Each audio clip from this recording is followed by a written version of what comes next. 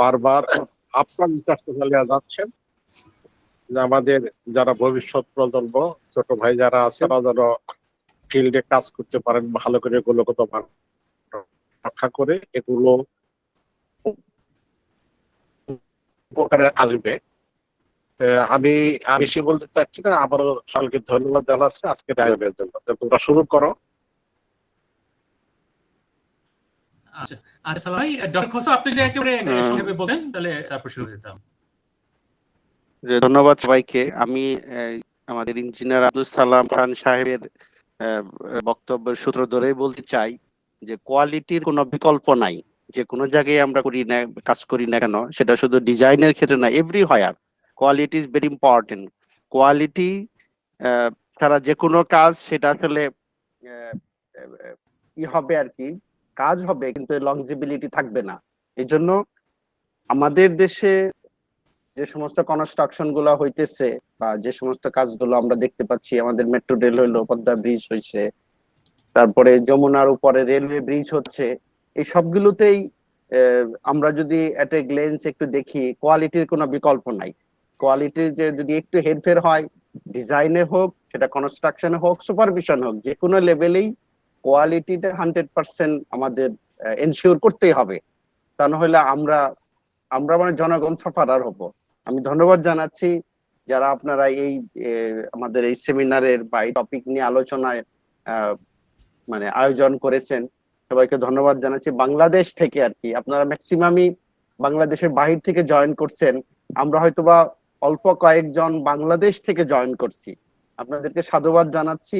আপনাদের এই উদ্যোগ সফল হোক এবং সবার মাঝে কোয়ালিটিটা এনশিওর হোক, যাতে করে প্রত্যেকটা স্ট্রাকচার তার লাইফ টাইম পর্যন্ত সাস্টেইন করতে পারে। ধন্যবাদ সবাইকে। স্যার, আপনি ওই স্টুডেন্ট ফোরাম সম্বন্ধে একটু বলেন। আপনার যে স্টুডেন্ট ফোরাম নিয়ে আপনি আমাদের সাথে ট্যাগ হয়ে গেছেন, এটা একটু বললে ভালো হতো আমাদের জন্য। এটার ব্যাপারটা হলো আমেরিকাতে প্রত্যেকটা ইউনিভার্সিটি যেখানে সিভিল ইঞ্জিনিয়ারিং ডিপার্টমেন্ট আছে, আমাদের এটা ASC American society of civil engineer, এটা একটা ওয়েল অর্গানাইজ একটা সোসাইটি এবং এই সোসাইটির অনেকগুলা জার্নাল আছে, রিপোর্টেড জার্নাল এরা পাবলিশ করে, এদের প্রচুর অ্যাক্টিভিটিস হয়। তো এটা আজকে থেকে প্রায় 10 বছর আগের কথা। আমি আইবিতে গেলাম, ওখানে আমাদের তখন ওই এএসসি স্টুডেন্ট এএসসি সেকশন আছে বাংলাদেশে, আর ইউনিভার্সিটি যেগুলো যেখানে সিভিল ইঞ্জিনিয়ারিং ডিপার্টমেন্ট আছে, ওই ডিপার্টমেন্ট গুলোতে এটা টোটালি স্টুডেন্ট বেইজ একটা মানে অ্যাক্টিভিটিস আর কি, স্টুডেন্টরাই করবে। তাদের সাথে লিডিং এ বা অ্যাডভাইজার হিসেবে টিচাররা থাকবেন। তো আমাদের ওই বাংলাদেশ এএসসি ইন্টারন্যাশনাল সেকশন যেটা বাংলাদেশে, সেখানকার যিনি প্রেসিডেন্ট এবং সেক্রেটারি ছিলেন, তারা বললেন যে আমাদের দেশে এরকম স্টুডেন্ট চ্যাপ্টার ওপেন হয় নাই, যেটা ওয়ার্ল্ডের বিভিন্ন দেশে আছে।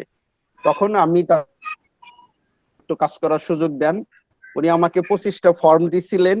ওই 25টা ফর্ম আমি ইউনিভার্সিটিতে এসে ডিপার্টমেন্টে কথা বলে, ছাত্রদের সাথে কথা বলে ফর্মগুলা ফিল আপ করে আমি ওইগুলা আমেরিকাতে পাঠাই ওই এসসি সেকশনের মাধ্যমে। তো ওরা আমাকে অন কন্ডিশন 2 বছরে আমাদের একটা রিকগনিশন দেওয়ার পরে বলে এই অ্যাক্টিভিটিস গুলো আপনারা করবেন, করার পরে সেগুলো আবার 2 বছর পরে আমাকে রিঅ্যাপ্লাই করতে হবে for confirmation. On condition ad hoc ভিত্তিতে বা মানে অন প্রভিশন আমাকে তারা দেয় আর কি, ডুয়েটে সিভিল ডিপার্টমেন্টের স্টুডেন্টদেরকে স্টুডেন্ট চ্যাপ্টার ওপেনের একটা অনুমতি দেয়। পরে 2 বছরে তাদের অ্যাকর্ডিং টু দেয়ার রিকোয়ারমেন্টস আমরা অ্যাক্টিভিটিস গুলো শো করে পেপার সহ জমা দেওয়ার পর আমাদেরকে ওরা ফাইনালি রিকগনিশন দেন যে হ্যাঁ এটা স্টুডেন্ট চ্যাপ্টার ওপেন। তখন আর রিসেন্টলি এই গত 2 বছরের মধ্যে, এটা তো আমাদের 10 বছর আগের কথা, গত 2 বছরের মধ্যে চুয়েটে অ্যাক্টিভিটি শুরু করছে, মিলিটারি ইনস্টিটিউট অফ টেকনোলজি ওরা শুরু করছে। বুয়েটে এখনো শুরু করতে পারছে কিনা আমি এখনো কনফার্ম না। এই হলো স্টুডেন্ট চ্যাপ্টার অ্যাক্টিভিটিস। আমাদের প্রতি বছরই সেমিনার, সিম্পোজিয়াম, বিভিন্ন ধরনের অ্যাক্টিভিটি শো করে আমাদের প্রতিবেদন সাবমিট করতে হয় উইথ দা মানে কোন ইয়ারে কি রকম স্টুডেন্ট এর সাথে ইনভলভ হচ্ছে, কারা এর সাথে কাজ করতেছে। এটা প্রতি বছরই যদি মানে রিপোর্ট জমা দিতে দেরি হয় তাহলে আমাদেরকে নিয়ে আসে আর কি, এই অফ করে দেয়। তারপরে রিপোর্ট সাবমিট হওয়ার পরে এটা আবার নতুন করে মানে অ্যাক্টিভিটিস গুলো শুরু হয়। আর স্টুডেন্টদের আমি ওদের সাথে যখন আমাকে আমজাদ সেটা প্রথমে আমাকে মানে আব্দুল কাদের আমাদের সিভিলের প্রফেসর, ওর মাধ্যমে মেসেজটা আমার কাছে আসে। আমি জিনিসটা লুফে নেওয়ার জন্য চেষ্টা করতেছিলাম যে আমাদের সেমিনার সিম্পোজিয়ামের কাজ তো করতেই হয়, যাতে করে আমরা এর সাথে অ্যাড হয়ে এই অ্যাক্টিভিটিস গুলো আমাদের সিভিল ইঞ্জিনিয়ারদের জন্য খুব জরুরি ইস্যু, আমাদের স্টুডেন্টরা শুনলো, দেখলো, বুঝলো, প্লাস আমরা এদের সাথে যে ইন কোলাবোরেশন হোক বা ইন কানেকশন হোক কাজ করতেছি, এর কিছু অ্যাক্টিভিটিস আমরা আমাদের ওই রিপোর্টে পেশ করব আর কি। That was the our objective, to add and to learn something from throughout the sessions. আর আজকে স্যার কত সংখ্যক স্টুডেন্ট আমাদের সাথে থাকতে পারে স্যার আপনার এখান থেকে? আমি কথা বলেছিলাম সন্ধ্যার আগে, ওরা আমাকে বলছে স্যার 30 জনের মতো স্টুডেন্ট অ্যাড হবে। আচ্ছা, thank you sir, thank you sir. অনেক ধন্যবাদ ডক্টর খসরু। তো এখন ইঞ্জিনিয়ার সামিউল ইসলাম স্টার্ট করবে, তার আগে আমি একটু বলে নেই যে আমাদের যে প্রেজেন্টেশনটা হবে সেটা অ্যাপ্রক্সিমেটলি 50 minutes to 60 minutes হবে, তারপরে কোশ্চেন এন্ড আনসার হবে 30 minutes। ওকে, তো ইঞ্জিনিয়ার সামিউল ইসলাম আপনি শুরু করেন। হ্যাঁ, বিসমিল্লাহির রহমানির রহিম। আমি একটু কাইন্ডলি রিকোয়েস্ট করব যারা শুনছেন তাদের মাইক একটু মিউট করার জন্য, আমি কিছু সাউন্ড শুনতে পাচ্ছি। সরি, একটু মিউট করে দেন। যখন কোশ্চেন এন্ড আনসার কোনো কিছু জানার থাকলে মিউট করে সেন্ট্রালি মিউট।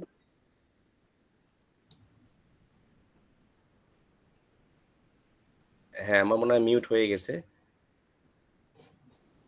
হ্যাঁ, স্টার্ট করো। হ্যাঁ, তো আজকে যে টপিক আমরা বলেছিলাম যে একটা আর কি বলা হয়েছে আর কি, যে overview of quality management system in construction projects. আমি পার্সোনাল নিজেকে আগে ইন্ট্রোডিউস করি। আমার নাম হচ্ছে মোহাম্মদ শামিউল ইসলাম, ডাকনাম সাগর। আমি ইউএইতে আসছি 2008-এ। আমি রুয়েট থেকে পড়াশোনা করেছি সিভিল ইঞ্জিনিয়ারিংয়ে 02 সিরিজে আমি।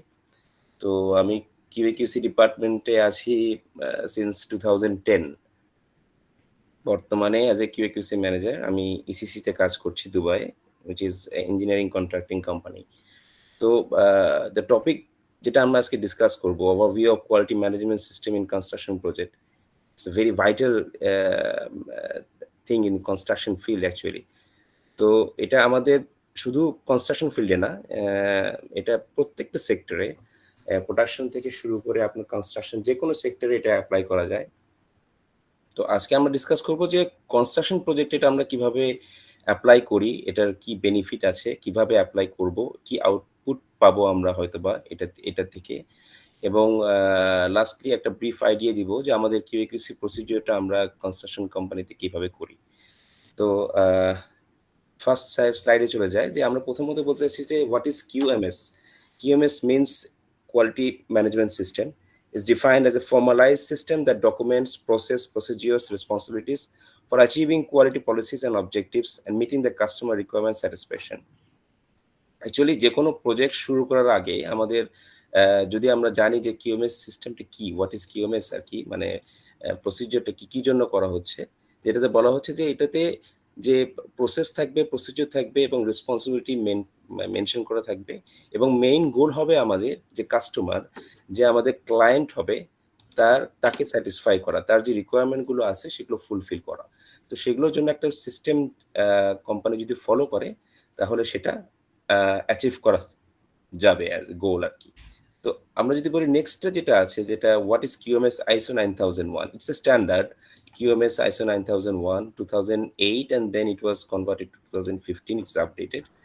তো এখানে এটা ওই একই জিনিস, কিউএমএসটা যেটা আমরা বলছিলাম, এইখানে এই প্রসিডিওরে এটা ডিফাইন করা আছে যে কি রিকোয়ারমেন্টস গুলো আছে, যেটা করলে আমরা প্রপারলি এই কোয়ালিটি ম্যানেজমেন্ট সিস্টেমটা এস্টাবলিশ করতে পারবো এবং এটা কনসিস্টেন্ট হবে। আমরা কিছু প্রসিডিওর তো নিজে থেকে দেওয়া যায় না, একটা স্ট্যান্ডার্ড ফলো করতে হয়। So ISO 9001 is nowadays is worldly recognized and everywhere it is appreciated. তো প্রত্যেকটা কোম্পানি তাদের নিজস্ব সার্টিফিকেশন নিয়ে রাখে এটা ISO 9001 এবং কিউএমএসটা এটা এস্টাবলিশ করে। তো প্রতিটা কোম্পানিতেই QA/QC department plays a vital role to establish QMS system in the company itself. আমরা আমাদের যেটা কাজ আমরা করি প্রজেক্টে, এটা ডকুমেন্টেশন থেকে শুরু করে সাইটে এক্সিকিউশন যেটা আছে, কোয়ালিটি কন্ট্রোল যেটা আছে, সেখানে ফুললি আমাদের ইনভলভ থাকতে হয়। যেখানে কিউএমএস যেটা সিস্টেম ISO 9001, এটা মাস্ট, এটা দিয়েই আমরা করি আর কি, আমাদের গাইডলাইন থাকে। তো আমরা দেখি কি কি ব্রিফ, আমরা একটু আইডিয়া নিব, কি ভাস্ট জিনিস আর কি স্ট্যান্ডার্ডটা। তো আমরা একটা ব্রিফ আইডিয়া দিব, ক্লজগুলো আছে অ্যাকচুয়ালি ISO 9001-এ। আমরা স্ট্যান্ডার্ডে আমরা টোটালি 10টা ক্লজ আছে, 10 clauses are there. তো প্রথম যেটা 1, 2, 3, they are not so important. Actually এটা শুরু করা হয় ক্লজ নাম্বার 4 থেকে। আচ্ছা, সেটা যাওয়ার আগে আমি একটা জিনিস বলে নিই যে আমাদের যে কোয়ালিটি ম্যানেজমেন্ট যে প্রিন্সিপাল আছে, আমরা কি কি প্রিন্সিপালের জন্য, মানে এটা প্রিন্সিপালগুলো কি আর কি আমরা একটু ডিসকাস করে নিই। যে কোয়ালিটি ম্যানেজমেন্ট প্রিন্সিপালস আর mainly customer focus, leadership, engagement of people, process approach, improvement, evidence-based decision making, and relationship management. Customer focus, আমি যেটা বলছিলাম যে কোনো প্রসিডিওর আমরা যেটা করি আর কি, কিউএমএসটা আমরা যেটা এস্টাবলিশ করি, এটা মেইন গোলটা থাকে যিনি ক্লায়েন্ট হবেন, যিনি কাস্টমার হবেন আমাদের, তার যে রিকোয়ারমেন্টগুলো আছে তাকে স্যাটিসফাই করা, সেই রিকোয়ারমেন্টগুলো ফুলফিল করা, এটাই আমাদের প্রধান গোল। আমরা একটা কাজ করব সাইটে, সেই কাজটা কার রেসপেক্টে করব, কোন রেফারেন্সে করব, মানে কাকে স্যাটিসফাই করার জন্য করব, কোন রিকোয়ারমেন্ট ফুলফিল করার জন্য করব, সেটা আমাদেরকে কাস্টমার সেটা ডিফাইন করে দেয়। যেমন যে কোনো প্রজেক্ট শুরু করার আগে আমাদের সিভিল ইঞ্জিনিয়ারিং কনস্ট্রাকশন ফিল্ডে আমাদেরকে কন্ট্রাক্ট ডকুমেন্টস দিয়ে দেওয়া হয়, which is a combination of specification, different kind of drawings, which we say that IFC drawings. IFC means issue for construction drawings. It is created from the designer itself or consultant or client, এটা আমাদেরকে দেয়। তার সাথে BOQ থাকে ওর মধ্যে, তারপরে থাকে specification, যে স্পেসিফিকেশনে ফুল রিকোয়ারমেন্টগুলো দেওয়া থাকে যে আমাদের একটা প্রজেক্ট করার জন্য আমরা কি কি ফলো করব। ফর ইটস এ স্পেসিফিকেশন বিভিন্ন আইটেমগুলো পড়ে, কংক্রিট আইটেম থেকে শুরু করে ওয়াটারপ্রুফিং, তারপরে প্রত্যেকটা সেক্টর নিয়ে তারা একটা ব্রিফলি আমাদেরকে স্পেসিফিকেশন দিয়ে দেয়। তো এই স্পেসিফিকেশনগুলো ফুলফিল করাই হচ্ছে আমাদের কাস্টমার ফোকাস, যেটা আমরা বোঝাই। নেক্সট যেটা আছে একটু হালকা বলে নেই, যে লিডারশিপ বলতে যেটা বোঝায়, প্রতিটা কাজের জন্য আমি ব্রিফলি আসবো ক্লজগুলোতে। লিডারশিপ বলতে বোঝাচ্ছে যে প্রতিটা কাজের জন্য প্রসেস ওনার থাকে, যে আমরা যখন কাজ করব প্রতিটা সেক্টরে যদি প্রসেস ওনার ডিফাইন করা না থাকে, তাহলে সেই কাজ পুরোপুরি কমপ্লিট করা যাবে না, মানে ওয়েল কমপ্লিট করা যাবে না, কমপ্লিশন হবে না, সেখান থেকে আমরা কোনো আউটপুট ভালো পাবো না। একটা লিডার প্রত্যেকটা ক্ষেত্রে জরুরি। আমি ব্রিফলি কিছু বলবো, এর পরবর্তীতে যখন ক্লজে আমরা যাব। Engagement of people also it's very important. আমরা যেটা কাজ করব, কমিউনিকেশন যেটা আছে, এটা একটা মানে এটা it's very vital thing actually. যে আমরা যে কাজগুলো করছি, যেটা রিকোয়ারমেন্ট, আমি যেটা বললাম যে আমাদের উদ্দেশ্যটা কি, আমরা কি করলে কি পাবো। কনস্ট্রাকশন ফিল্ডে একটা কাজ করতে গেলে আমি যদি কাস্টিং করতে যাই, তার পূর্ববর্তী যে রিকোয়ারমেন্টগুলো আছে, সেগুলো কি কি মানে করতে হবে, কি কি করলে আমাদের একটা ওয়েল প্রোডাক্ট আমরা পাবো। আমাদের আইডিয়াল গোল তো ওইটাই, যে একটা প্রোডাক্ট পাবো যেটা কাস্টমার স্যাটিসফাই করবে। তো এই জিনিসগুলো শুধু আমি জানলে চলবে না, আমার আন্ডারে যে ডিপার্টমেন্ট, আমার আন্ডারে যে রিসোর্সগুলো আছে, যে ম্যান পাওয়ারগুলো আছে, কিংবা যে অন্যান্য ডিপার্টমেন্টগুলো আছে, সবার সাথে এটা জিনিসটা শেয়ার করতে হবে। আমরা যদি সবাই একই পেজে থাকি, তাহলে আমরা একটা গোল অ্যাচিভ করতে পারবো। এই যে জন্যই বলা হচ্ছে যে engagement of people is one of the vital thing in ISO management system. Sorry, process approach বলতে বোঝায় যে আমরা যখন কোনো একটা প্রজেক্ট শুরু করি কিংবা যে কোনো কাজ করি, প্রতিটা কাজে আমরা বলি যে it's combination of something like if you are giving input, you are getting output.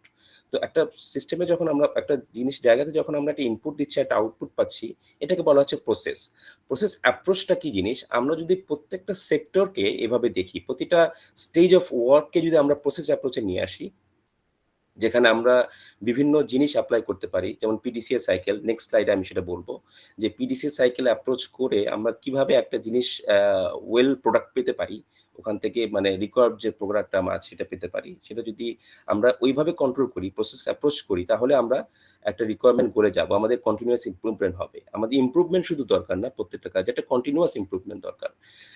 আমি সেটা নেক্সট পেজে বলবো। এরপরে ইমপ্রুভমেন্ট, যেটা আমি বলছিলাম যে কন্টিনিউয়াস ইমপ্রুভমেন্ট প্রতিটা ক্ষেত্রে দরকার আর কি। এভিডেন্স বেসড ডিসিশন মেকিং, যে আমরা যে ডিসিশনগুলো নিচ্ছি এটা আমাদের এভিডেন্স বেসড হইতে হবে। যখনই আমরা কোনো অ্যাকশন নেই সাইটে, যখন আমরা অ্যাজ এ কিউসি ডিপার্টমেন্ট সাইটে যদি কোনো নন কনফর্মিটি দেখা যায়, সেটা আমরা রেকর্ড করি, which is called as a NCR, non conformance report. তো এই যে রিপোর্টগুলো করা হচ্ছে, there are various kinds of reports are there, different kinds of QC tools are there which we are implementing in the construction field. তো এই যে টুলসগুলো আমরা ইউজ করি প্লাস আমরা রেকর্ড করছি, এই রেকর্ডগুলো খুব জরুরি, কারণ এটাই আমরা পরবর্তীতে দেখাতে পারবো, which can be a lesson learned for my next activity, which can be a lesson learned for my next project itself. তো সেই জন্য এভিডেন্স বেসড যে কোনো ডিসিশন নেওয়া কিংবা যে আউটপুটগুলো আছে সেটাকে রেকর্ড করা খুব ইম্পর্টেন্ট। রিলেশনশিপ ম্যানেজমেন্ট, এটা it's almost the same of engagement of people, যে আমাকে সবার সাথে কমিউনিকেট করতে হবে। কমিউনিকেশন যদি না থাকে একটা প্রজেক্টে, একটা কাজে, তো সেখান থেকে আমরা কোনো আউটপুট পাবো না। নেক্সট আমরা যাচ্ছি যেটা plan, do, check and act cycle. এটাকে বলা হয় PDCA cycle. P for plan, D for do, C for check and act for action, actually act যেটা বলা হয়, A for act। এটা আসলে কি, এটা আমরা কেন করি? ওই যে বললাম যে একটা প্রজেক্টে যখন আমরা প্রসেস অ্যাপ্রোচ করি, যে কোনো ফিল্ডকে, যে কোনো একটা সেক্টরকে যখন আমরা প্রসেস অ্যাপ্রোচ করে নিয়ে আসবো, সেখানে আমরা এটা অ্যাপ্লাই করতে পারি। ধরুন আমি একটা সিম্পল উদাহরণ দিই। যখন আমরা অ্যাজ এ সিভিল ইঞ্জিনিয়ার, ধরেন আমরা স্ল্যাব কাস্ট করব।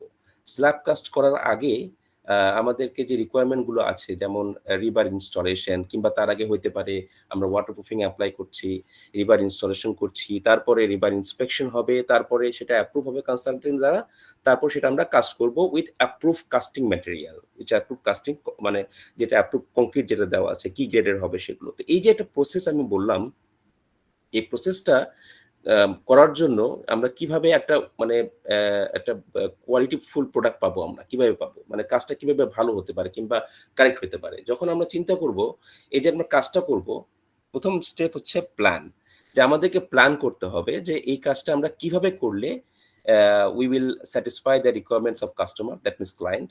We will meet the requirements of client, which is through specification, মানে স্পেসিফিকেশনে যেটা বলা আছে সেই জিনিসগুলো আমরা মিট আপ করতে পারবো। যেমন আমি যদি বলি একটা স্ল্যাব আমি কাস্ট করব, সেই স্ল্যাব কাস্টিং এর কংক্রিট গ্রেড হবে 50 মেগাপাস্কেল। তো সেইটা আমাকে, সেই কংক্রিটটা আমাকে ডিফাইন করতে হবে প্রথম থেকে, যে আমাকে অ্যাপ্রুভাল নিয়ে রাখতে হবে।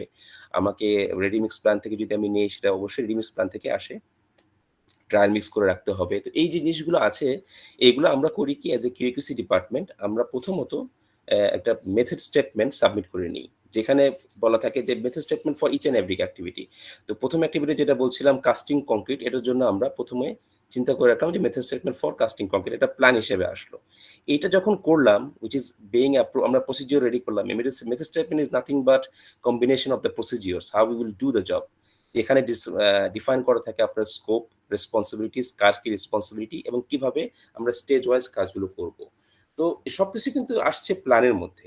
তো এইগুলো করার পরে পরবর্তীতে আমরা কনসালটেন্টকে এটা সাবমিট করব, কনসালটেন্ট অ্যাপ্রুভ করবে, এবং তারপরেই আমরা কাজটা করা শুরু করতে পারবো আর কি। তো আচ্ছা, এটা গেল প্ল্যান। তারপরে ডু, নেক্সট অ্যাক্টিভিটি যেটা ডু, আমরা কিভাবে, যেটা প্রসিজিওর অ্যাপ্রুভ হলো, কাজটা আমরা কিভাবে সাইটে করছি, যে আমরা অ্যাকশনটা নিচ্ছি, যে এক্সিকিউশনটা হচ্ছে, সেটাকে বলা হয় ডু। তো ডু যখন করছি আমরা, তখন আমরা দেখছি যে আমরা যে মেথড স্টেটমেন্ট অ্যাপ্রুভ নিয়েছি, কিংবা স্পেসিফিকেশনে যেটা রিকোয়ারমেন্ট দেওয়া আছে, কিংবা ক্লায়েন্টের যেটা রিকোয়ারমেন্ট, সেই রিকোয়ারমেন্টগুলো ফুলফিল হচ্ছে কিনা, সেটা ডুতে এক্সিকিউশন হবে। চেক মিনস এটা সঠিকভাবে হচ্ছে কিনা, এটা আমরা চেক করব। যেমন আমরা কিউসি ডিপার্টমেন্টের কাজ, এটা যখন কাজটা সাইটে এক্সিকিউশন হয়, আমরা মেথড স্টেটমেন্ট সাবমিট করলাম, আমরা প্ল্যান করে ফেললাম, তারপরে এটা এক্সিকিউশন করতেছে site team, which is construction team means site engineers, project engineers, construction managers, they will do the job with the help of foreman and chargeman. QC responsibility হলো এই সময় চেক করা যে কাজটা ওই যে আমাদের মেথড স্টেটমেন্ট সাবমিট হয়েছে এই অনুসারে হচ্ছে কিনা। এই যে আমাদের বিভিন্ন সব ড্রয়িং আছে, যে ড্রয়িং হিসাবে কাজটা হচ্ছে, আমি এটা বলতে ভুলে গেছি, which is a major part also প্ল্যানের, যে সব ড্রয়িং যেটা আছে, মানে যে ড্রয়িংটা অ্যাপ্রুভ হয়েছে, সেই ড্রয়িংটা অ্যাপ্রুভ আছে কিনা, সেই ড্রয়িং হিসেবে কাজ হচ্ছে কিনা, যে রিভারটি ইনস্টলেশন হচ্ছে সাইটে, এইটা সেই ড্রয়িং অনুপাতে হচ্ছে কিনা, সেটা চেক করতে হবে। সেটাকে বলা হয় check item. And then action. আমি যদি চেক করার পরে দেখলাম যে এখানে কোনো ভুল হচ্ছে, যে তারা ঠিকমতো কাজটা করছে না, তারা ফলো করতেছে না যে অ্যাপ্রুভ সব ড্রয়িং দেওয়া আছে, অ্যাপ্রুভ সব ড্রয়িং এ যে রিভার স্পেসিংটা দেওয়া আছে, সে স্পেসিং গুলো মেনটেন করা হচ্ছে না, যেখানে যে ডায়ামিটার দেওয়া আছে সেই ডায়ামিটার গুলো ভুল হচ্ছে, কোথাও কোথাও ওভারল্যাপিং ডিস্টেন্স, ওভারল্যাপিং যে লেন্থটা আছে এটা ফলো করতেছে না। বিভিন্ন জিনিস হতে পারে, বিভিন্ন চেকিং আমরা দেখি। এখানে আমরা দেখতেছি সেখানে একটা নন কমপ্লায়েন্স আছে। এটা যখন আমরা থ্রু এনসিআর কিংবা বিভিন্নভাবে আমরা যখন সাইট ইঞ্জিনিয়ারকে আমরা নোটিফাই করি, তো সেটা অনুসারে তারা জিনিসটা অ্যাকশন নেবে। এখন এখানে ব্যাপারটা, মেইন ব্যাপারটা, যখন অ্যাকশনটা নিচ্ছে এবং অ্যাকশনটা আমরা আমরা পরবর্তী আবার একটা চেক করবো, ইন্টারনাল একটা চেক হয় এখানে যে অ্যাকশনটা ঠিক মতো হচ্ছে কিনা। এর এর বিটুইন আবার সেটা একটা সাইকেল, একটার পরে এটা পরবর্তীতে আবার কিন্তু প্ল্যানে চলে যায়। প্ল্যানে কি যাবে, যা আমরা দেখবো যে এই যে প্রথম স্টেজে কাজটা যেটা আমরা করলাম, একটা নন কনফর্মিটি পেলাম, সেখানে আমরা নন কনফর্মিটি পাওয়ার পর আমরা যে অ্যাকশনটা বলছি এইটা কি, এটা মানে এই যে নন কনফর্মিটি, এইটা কিভাবে মানে কনফর্মেন্স করা যায়, এটাকে আমরা কিভাবে রিমুভ করবো নন কনফর্মিটি, এটা হচ্ছে আরেকটা প্ল্যান হয়ে গেল। তখন সেই প্ল্যানটাকে তখন আবার এক্সিকিউশনে যাবে, সেই অনুপাতে মানে ওই যে আমরা সলিউশনটা দিয়ে দিলাম সেই অনুপাতে আবার সলিউশনে যাবে ডু থেকে অ্যাক্টে আসবে, চেকে আসবে, তারপরে অ্যাক্ট হবে। এভাবে যখন কন্টিনিউয়াসলি এই প্রসেসটা হবে, তখন আমরা দেখব যে এক্সিকিউশন, যে আমি টাস্কের কথা বললাম, যেটা এক্সাম্পল দিয়েছিলাম যে কংক্রিট কাস্ট হওয়ার আগে ওই জবটা ফুলফিল রিকোয়ারমেন্ট হয়ে গেছে। মানে আমি প্রথমবার যখন দেখলাম যে এখানে আমি প্রায় অ্যারাউন্ড 10 নন কনফর্মিটিস পেয়েছি, তারপরে যখন আমরা আবার সেটাকে প্ল্যান করলাম যে না এটাকে আমরা কিভাবে রিডিউস করব, তখন দেখা গেল পরবর্তীতে নেক্সট ইন্সপেকশনে যে দেখা গেল যে ওইটা 5 নাম্বারসে চলে আসছে, থার্ড ইন্সপেকশন হতে দেখা গেল সেটা 0-তে চলে আসছে। তাহলে আমাদের ইমপ্রুভমেন্ট হলো। এই যে ইমপ্রুভমেন্ট, এটাই আমাদের লক্ষ্য, যে আমরা ইমপ্রুভমেন্ট পাচ্ছি কিনা, আমরা কন্টিনিউয়াস ইমপ্রুভমেন্ট পাচ্ছি কিনা। তো আমার মনে হয় জিনিসটা এখন ক্লিয়ার যে প্রসেস অ্যাপ্রোচ এবং সেটাতে আমরা কিভাবে প্ল্যান পিডিসিএ সাইকেলটা অ্যাপ্লাই করতে পারি, এটা একটা ব্রিফ আইডিয়া ছিল আসলে। আচ্ছা, নেক্সট স্লাইডে আমরা যাই। এখন আমরা ডিসকাস করব যে আইসো 9001 যে স্ট্যান্ডার্ডটা আছে, যে কিউএমএস প্রসিজারের কথা বলছি, যার মধ্যে আসলে টোটাল 10 ক্লজেস আছে। It's combination of 10 clauses where the clause number 1, 2 and 3 is not they are not talking about the system itself. এটা কিছু মানে ইন্ট্রোডাক্টরি ধারণা দেয়, যেটা না আমাদের কথা বলার অতটা ইম্পর্টেন্স না। তো আমি ক্লজ 4 থেকে শুরু করব একটু ব্রিফ আইডিয়া দেওয়ার জন্য। Again it's a vast idea, আমি হয়তো অত ডিপলে যেতে পারবো না সময়ের সংক্ষেপের কারণে। আমি শুধু একটা আইডিয়া দিয়ে যাবো যে ক্লজ ফোরটা কি বলে। ক্লজ ফোরটা বলে actually understanding the scope of the work itself. আমরা যখন একটা প্রজেক্ট শুরু করবো, যেটা আমি বলছিলাম যে কাস্টমারের কি রিকোয়ারমেন্ট, কাস্টমার কি আমাকে স্কোপ দিয়েছে। আমি যে কোম্পানিতে কাজ করি সেই কোম্পানিটা হচ্ছে একটা মেইন কন্ট্রাক্টর, যেগুলো সিভিল কন্ট্রাক্টিং কোম্পানি, আর আমরা হাই রাইজ বিল্ডিং তৈরি করি। তো আমাকে একটা প্রজেক্টে যখন কিছু অ্যাওয়ার্ড করা হয়, সেখানে ডেফিনেটলি ফার্স্টে আমাকে স্কোপ বলে দেওয়া হবে যে আমার কাজ হলো সিভিল কাজ করা, এমইপির যে ডিপার্টমেন্টটা সেটা কাজ করা, হয়তোবা ফ্যাসাদ যে কাজটা আছে কিংবা আদার যে ডিপার্টমেন্টগুলো আছে সেটা হয়তো আমার স্কোপে নাই। তো এই যে ডিসক্রিপশন বা ডিফিনিশন অফ ইউর স্কোপ, এইটা দেওয়া থাকবে। এইটা বলা হয়, এটা হচ্ছে আপনার ক্লজ 4-এ বলা থাকে। যেমন এখানে দেখা যাচ্ছে 4.1 understanding the organization and its context, understanding 4.2 understanding the needs and expectation of the interested parties means the customer. It means the customer, the client. It means determining the scope of the quality management system, যেটা আমি বলছিলাম যে আমাদের scope কি হবে সেটা definition থাকবে এই ক্লজে, এটাতে বলে দেওয়া হয়। নেক্সট হচ্ছে 4.4 quality management system and it's process, যে আমরা এখানে কোন কোয়ালিটি ম্যানেজমেন্ট সিস্টেমটা মানে অ্যাপ্লাই করছি এবং এটা প্রসেসগুলো কি হবে একটা আইডিয়া দেওয়া থাকবে এই ক্লজে। This is clause 4।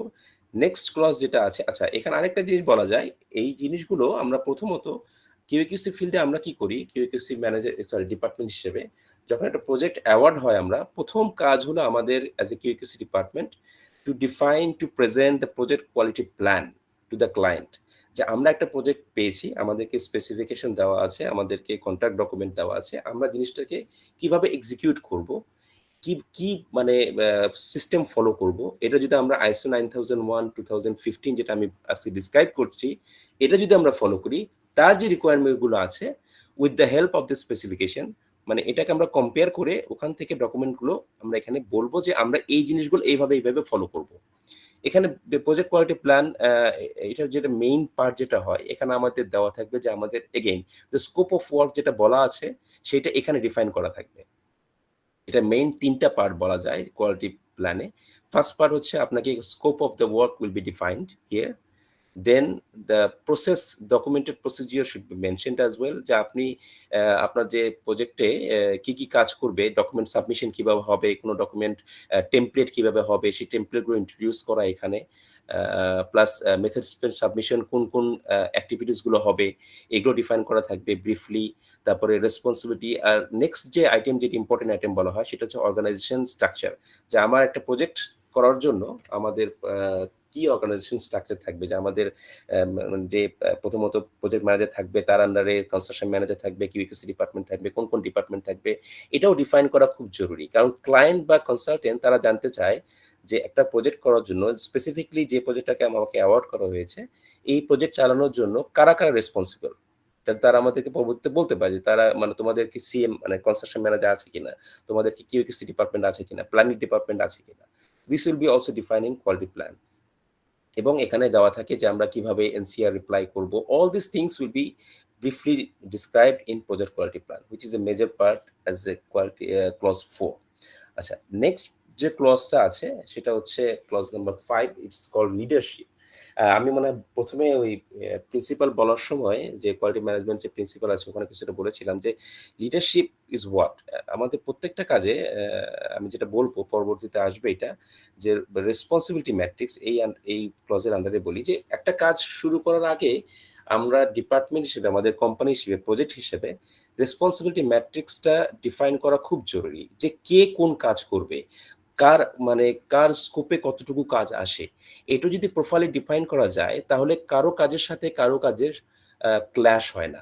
আমরা যারা ইউএইতে আছি, আমাদের যারা কিউএসি ডিপার্টমেন্টে আছেন কিংবা হয়তো বা অন্যান্য ডিপার্টমেন্টেও আছেন, তারা খুব ভালোভাবে জানেন এই যে আমি বললাম মেথড স্টেটমেন্ট প্রিপারেশন, আমি একটা ছোট উদাহরণ দিচ্ছি। এটা আসলে যে মেথড স্টেটমেন্ট প্রিপারেশনটা কে করবে, এটা কি কিউএসি ডিপার্টমেন্ট করবে, নাকি কনস্ট্রাকশন যে ম্যানেজার তিনি করবেন, নাকি অন্য কোনো প্ল্যানিং ডিপার্টমেন্ট করবে। তো এখন যদি এটা ডিফাইন করা না থাকে, আমি যদি আমার স্কোপ অফ ওয়ার্ক না জানি, তাহলে হয়তো বা আমি ভাববো যে আমি তো করবো না, কারণ এটা তো তার কাজ। সে হয়তো ভাববে যে না, সেটা তো তার কাজ না, সে তো আরেকজনের কাজ। তো that's why at the beginning of the project or as a company itself, to define the responsibility is very important. So responsibility, that's why this terms called as a responsibility matrix, where it is defined for each of the departments that who will do what is his scope of work. তো এইভাবে ওখানে define করা থাকে যে প্রত্যেকটা লোক বা প্রত্যেকটা ডিপার্টমেন্টের কি কি স্কোপ অফ ওয়ার্ক আছে। আমি অ্যাজ এ কিউএসি ডিপার্টমেন্ট ম্যানেজার, আমাকে কি কি কাজ করতে হবে আমার জন্য আগে থেকে ডিউটিস এন্ড রেসপন্সিবিলিটি দিয়ে দেওয়া আছে। আমাদের কোম্পানিতে একটা প্রসিজিওর আছে এবং প্রজেক্টে সেই প্রসিজিওরের আন্ডারে আমরা আরেকবার একটা রেসপন্সিবিলিটি ম্যাট্রিক্স তৈরি করে নিয়ে কাজটা শুরু করি। তো এটা একটা সিম্পল উদাহরণ আমি দিব, নেক্সট স্লাইডে আমার আছে, দেখাবো। One of the major part হচ্ছে এখানে, আচ্ছা এটা যেটা বলছিলাম দেখুন লিডারশিপের ব্যাপারটা, যেটা যে মানে আমি যদি রেসপন্সিবিলিটি ম্যাট্রিক্সটা ফিক্স করতে পারি, তখন বোঝা যাবে যে প্রত্যেকটা কাজের জন্য কে responsible. That means who is the process owner of that activity itself. তো সেখান থেকে আপনার বোঝা যাবে যে লিডটা কে নিচ্ছে। এখন যদি লিডার না থাকে কোনো কাজে, প্রত্যেকটা কাজে যদি লিডার ওনারশিপ নেওয়া হয়, আমরা যেটা বলি যে ওনারশিপ, প্রত্যেকে চিন্তা করতে হবে যেটা আমার কাজ। মানে আমরা যদি বলি যে এইভাবে, যেটা আমার নিজের একটা প্রজেক্ট, আমরা এই যে কাজটা করতেছি, অ্যাক্টিভিটি আমরা করছি, এটা আমার নিজের একটা অ্যাক্টিভিটি, এটা যদি কেউ মনে করে তাহলে কিন্তু কাজটা সে অ্যাটাচড হয়ে করতে পারবে, যার জন্য আমরা হয়তো বা ভালো একটা কোয়ালিটিফুল কাজ পাবো আর কি। এগেইন এটা বলার পর আমি আরেকটা জিনিস বলতে চাচ্ছি যে পলিসি যেটা আছে, যে কোয়ালিটি পলিসিটা কি, পলিসিটা ডিফাইন করতে হয় এই যে কোনো প্রজেক্ট শুরু করে, which is one of the vital requirement of QMS as well. Quality policy means what. প্রত্যেকটা কোম্পানি একটা কোয়ালিটি পলিসি থাকে, যেখানে সে ডিফাইন করে যে আমরা বলতে পারি এইভাবে যে হু উই আর, মানে আমরা কে, আমরা কি করতে চাচ্ছি, আমাদের কোম্পানিটা কি, আমাদের কমিটমেন্টটা কি। নেক্সট ইম্পর্টেন্ট যেটা, what is my commitment, what is our commitment as a company. আমাদের কমিটমেন্টটা কোয়ালিটি পলিসিতে দেওয়া থাকবে। এবং thirdly the most important fact যেটা অবজেক্টিভ, যে আমাদের অবজেক্টিভটা কি। আমরা একটা construction company, that means who we are, that we are defining that we are a construction company. What we are doing, normally we are doing building works, maybe আমরা ব্রিজের কাজ করি না, আমরা রোডস ইনফ্রাস্ট্রাকচার কাজ করি না, তাহলে আমাদের কোয়ালিটি পলিসিতে দেওয়া থাকবে যে আমরা কি কি কাজ করি, এটা শর্ট একটা ডেসক্রিপশন দেওয়া থাকবে। আমাদের কমিটমেন্টটা কি, আমাদের কমিটমেন্ট হলো কাস্টমার স্যাটিসফ্যাকশন। আমরা ওখানে বলে দিব যে আমাদের কোম্পানির ফোকাস হচ্ছে যে আমরা কাস্টমার বা যে ইন্টারেস্টেড পার্টি যেটা আছে বা ক্লায়েন্ট যেটা আছে তাদের যে রিকোয়ারমেন্ট গুলো সেগুলো ফুলফিল করা। এটা আমাদের কমিটমেন্ট এবং অবজেক্টিভ। আচ্ছা, এই কমিটমেন্ট দেওয়ার জন্য আমাদের কিছু টার্গেট থাকতে হবে। আমাদের যদি টার্গেট না থাকে, আমাদের যদি অবজেক্টিভ সেট করা না থাকে, তাহলে সেই কাজে কোনো অ্যাচিভমেন্ট হয় না, সেখানে হয় না। আমি যদি না ডিফাইন করি যে আমার একটা কাজ কতটুকু অ্যাপ্রুভাল হইতে হবে, আমাদের একটা টার্গেট যদি ডিফাইন না করি, সেখানে আমরা কোনো রেজাল্ট পাবো না। তো সেই জন্য অবজেক্টিভ থাকাটা খুব important, which should be defined in the quality policy document as well. Now I will go to that. I will show you simple example. This is one of the quality policy that we are having in our previous company, in my previous company as well. This is Arabtech. It's mentioning here that Arabtech কি কাজ করে, তাদের অবজেক্টিভটা কি এখানে দেওয়া আছে এবং তাদের কমিটমেন্টটা কি এখানে লেখা আছে। দেখেন থার্ড প্যারাতে বলা হচ্ছে Arabtech is committed to, এবং একটু ছোট দেখা যাচ্ছে, Arabtech is committed to continuous improvement of the quality of the products. লাস্টে বলা আছে যে আমরা লিডারশিপ করব কিংবা আমাদের ফোকাস থাকবে কাস্টমার, এই জিনিসগুলো এখানে ব্রিফলি দেওয়া থাকে। তো এটা সেট করতে হয়। এটা যে কোনো একটা কোম্পানি কোনো কাজ করার আগে কিংবা ক্লায়েন্টকে স্যাটিসফাই করার জন্য কিংবা ক্লায়েন্টকে দেখানোর জন্য, it is part of our, it can be a part of our PQP as well. যে আমরা কোম্পানিকে দেখাচ্ছি, যে ক্লায়েন্টকে দেখাচ্ছি যে আমাদের কোয়ালিটি পলিসিটা এখানে, এটার উপরই তারা কনভিন্স হবে যে না, তাদের একটা কোয়ালিটি পলিসি, তাদের একটা টার্গেট আছে, তাদের একটা অবজেক্টিভ আছে, তারা এই সেট গোল মানে সেটটা করে রাখছে গোল অ্যাচিভ করার জন্য, অবজেক্টিভ করে রাখছে আর কি। তো এটা কোয়ালিটি পলিসি। নেক্সট আমি যেটা দেখা যাচ্ছে, যেটা আমি বলছিলাম যে রেসপন্সিবিলিটি ম্যাট্রিক্স। এখানে দেখেন আমরা উপরে যে এক্স ডিরেকশনে যেটা দেওয়া আছে যে প্রজেক্ট ডিরেক্টর, সিনিয়র, তো আমাদের বিভিন্ন যে ডিপার্টমেন্টগুলো আছে কিংবা বিভিন্ন যে পজিশনগুলো আছে একটা কোম্পানিতে, সেগুলো এখানে ডিফাইন করা আছে। Senior project manager, construction manager, then comes planning department, MEP department is there, procurement is there, QC department is there, document controller, HSC, the safety department is there, and under them below আপনি দেখতে পারেন এখানে যেটা আছে Y ডিরেকশনে, এখানে activities গুলো দেওয়া আছে। অ্যাকচুয়ালি এটা ওয়ান পেজ না, এটা ম্যাক্সিমাম অ্যাটলিস্ট 2-3 পেজ হয়, মানে অনেক অ্যাক্টিভিটি থাকে একটা প্রজেক্ট কমপ্লিট করার জন্য। সেখানে বলা আছে যে কার রেসপন্সিবিলিটিটা কি। যেমন আমি যদি বলি যে ডকুমেন্ট, অ্যাজ এ বলছিলাম যে মেথড স্টেটমেন্ট প্রিপারেশনটা কে করবে, এটা যদি আমার প্রিপারেশন থাকে, কোনো কোনো কোম্পানি বলে এটা কিউসি ডিপার্টমেন্ট প্রিপেয়ার করবে, তাহলে প্রিপারেশনটা থাকবে আমার আন্ডারে। এটাকে রিভিউ করবে কে, এটাকে রিভিউ করবে প্রজেক্ট ডিরেক্টর। তো এখানে এটা দেওয়া থাকবে R for review, A for approval, আর সামটাইমস আমরা লিখি পি ফর প্রিপারেশন। সো এগুলো, এই জিনিসগুলো যদি দেওয়া আছে, এটাকে বলা হয় রেসপন্সিবিলিটি ম্যাট্রিক্স। এটা সেট করা খুবই ইম্পর্টেন্ট, এটা খুব জরুরি একটা ব্যাপার। আমরা প্রতিনিয়ত দেখি প্রত্যেকটা প্রজেক্ট এটা হয় যে অনেক সময় অনেকে কাজটা করতে চায় না, বলে যে এটা তো আমার রেসপন্সিবিলিটি না। এটা কেন হয়? এটা এই জন্যই হয়, সেখানে রেসপন্সিবিলিটি ম্যাট্রিক্সটা সেট করা নাই প্রজেক্ট থেকে। এটা কখনো অনেক সময় ওটা হয়ে থাকে, অনেক কোম্পানিতে ল্যাগেজ থাকে যে তারা এই জিনিসটা সেট করা না থাকে, তার জন্য এই ক্লাসটা হতে থাকে। তো রেসপন্সিবিলিটি ম্যাট্রিক্স যেটা বলছিলাম আর কি, এটা একটা ইম্পর্টেন্ট ব্যাপার। নেক্সট ক্লজে আমরা যাব যে প্ল্যানিং যেটা বলি, আমরা যে বলছিলাম কিছুটা একটা আইডিয়া দিয়েছিলাম যে যে কোনো প্রজেক্ট শুরু করার আগে প্ল্যানিংটা কতটুকু ইম্পর্টেন্ট। আমরা যেটা প্রসেস অ্যাপ্রোচ যেটা বলছিলাম, আপনি এটাকে একটা ভাস্ট কল্পনা করেন যে একটা প্রজেক্টের জন্য প্ল্যানিংটা কতটা ইম্পর্টেন্ট। একটা project is a combination of different processes, right? So প্রসেসে যদি আমাদের প্ল্যানিং দরকার হয়, ডেফিনেটলি একটা প্রজেক্ট এক্সিকিউশন করার জন্য একটা মেজর প্রোগ্রাম দরকার, মেজর প্ল্যানিং দরকার। তো এই যে প্ল্যানিংটা, এটা প্ল্যানিং ডিপার্টমেন্ট করে। এখানে সেট করা থাকে যে main things are discussed here, that quality objectives that I was talking about. The objective যেটা হবে, এটা এখানে সেট করা থাকবে যে আমাদের অবজেক্টিভ কি হবে, আমরা কিভাবে অবজেক্টিভটা অ্যাচিভ করতে পারবো। আমি কিছু উদাহরণ দেই যে আমাদের যেটা বলা হয় WIR। আমি লাস্টলি আমার কিছু টেমপ্লেট আছে, আমি দেখাবো যে what does it mean by WIR, MIR. I believe whoever is there as a civil department কিংবা কনস্ট্রাকশন ফিল্ডে যারা আছেন তারা জানেন যে WIR, MIR কিংবা NCR, এই যে ডকুমেন্টগুলো আছে, এটার মিনিংটা কি। WIR is nothing but it's called work inspection request. তো ওয়ার্ক ইন্সপেকশন রিকোয়েস্ট মানে কোনো একটা অ্যাক্টিভিটি করার জন্য আমরা ফর্মালি একটা ডকুমেন্ট সাবমিট করি কনসালটেন্টকে to invite them to do the inspection of the completed activity. তো এই যে আমরা একটা জব কমপ্লিট করলাম, তারপরে কনসালটেন্টকে ডাকছি যে আপনি এসে আমার কাজটা ইন্সপেকশন করে যান, এটা ভার্বালি হয় না, এটা একটা ডকুমেন্ট সাবমিশন করতে হয়, যেটাকে বলা হয় WIR। এখন আমরা যখন ফার্স্ট টাইম কনসালটেন্টকে ডাকলাম, জবটা যখন সে কাজ চেক করে গেল, চেক করে দেখার পর সে বলছে হয়তো বা this is approved or this is rejected. So it's about the performance of the whole team itself. এখন যদি আমার কাজটা অ্যাপ্রুভ হয়ে যায় প্রথমবারেই, তার মানে বোঝা যাচ্ছে যে আমরা যে প্রসিডিউরটা ফলো করছি, আমাদের যে ম্যান পাওয়ার ওখানে কাজ করছিল, including the engineers, QC department, whole team itself, কাজটা ঠিকমতো করা গেছে। তার মানে তাদের এলিজিবিলিটি, তাদের এফিসিয়েন্সিটা এখানে প্রকাশ পাচ্ছে। তো আমি যদি বলি যে মান্থলি আমরা যদি একটা অবজেক্টিভ কিংবা টার্গেট ফিক্স করে দিই যে আমাদের যদি মান্থলি 100 ডাব্লিউআর সাবমিট হয়, এর মধ্যে 90 ডাব্লিউআইআরস আমাকে ফার্স্ট টাইম অ্যাপ্রুভ হইতে হবে। এই যদি টার্গেট থাকে আমাদের, তাহলে হবে কি সবার মধ্যে একটা থাকবে যে আমাকে কাজটা এমনভাবে করতে হবে যে আমার প্রত্যেকটা ডাব্লিউ যেন অ্যাপ্রুভ হয়। নট অনলি দ্যাট, এটা যেন ফার্স্ট টাইম অ্যাপ্রুভ হয়। মিনিং টু সে যে আমরা কনসালটেন্টকে ইনভাইট করলাম একটা কাজ ইন্সপেক্ট করার জন্য, কনসালটেন্ট আসলো, এসে দেখা গেল সে কাজটা রিজেক্ট করে গেল, তাকে আমরা আবার ইনভাইট করলাম ডাব্লিউটাকে রিভাইজ করে, তার মানে আমরা ডাব্লিউটা দুইবার সাবমিট করছি। এখানে আমাদের ল্যাক্সটা ধরা পড়ে যে আমরা আমাদের এফিসিয়েন্সিটা এত মানে নিচে চলে গেছে যে আমাদেরকে কনসালটেন্টের কাছ থেকে রিজেকশন নিয়ে তারপর কাজটা আবার করতে হচ্ছে। তো এখানে আমাদের এফিসিয়েন্সিটা প্রকাশ পায়। তো আমাদের টার্গেট থাকে এরকম, আমরা সেট করে দেই যে for construction field some projects they are following 80% first time approval of WIR monthly. Some of the projects, যেমন আমার প্রজেক্টে আমরা এটা নির্ধারণ করে দিয়েছি, আমরা সেট করে দিয়েছি কেপিআই যেটা, সেটা হচ্ছে 90%। তো এটা একটা বিগ টার্গেট। তো এটা যদি সেট করা থাকে তখনই কিন্তু আমরা সেভাবে কাজ করব। তা না হলে যে সাইট ইঞ্জিনিয়ার্স কিংবা আদার ডিপার্টমেন্ট যেগুলো আছে, ওরা মনে করবে ওকে, let me finish my work. Let us call the consultant. Let him come and let him do the inspection. If it is rejected, what's the problem? Maybe they will come again and he will do the job. এইটাতে হয় কি, একটা যেটা আমাদের efficiency প্রকাশ পায়, same time প্রজেক্টটা delay হতে শুরু করে।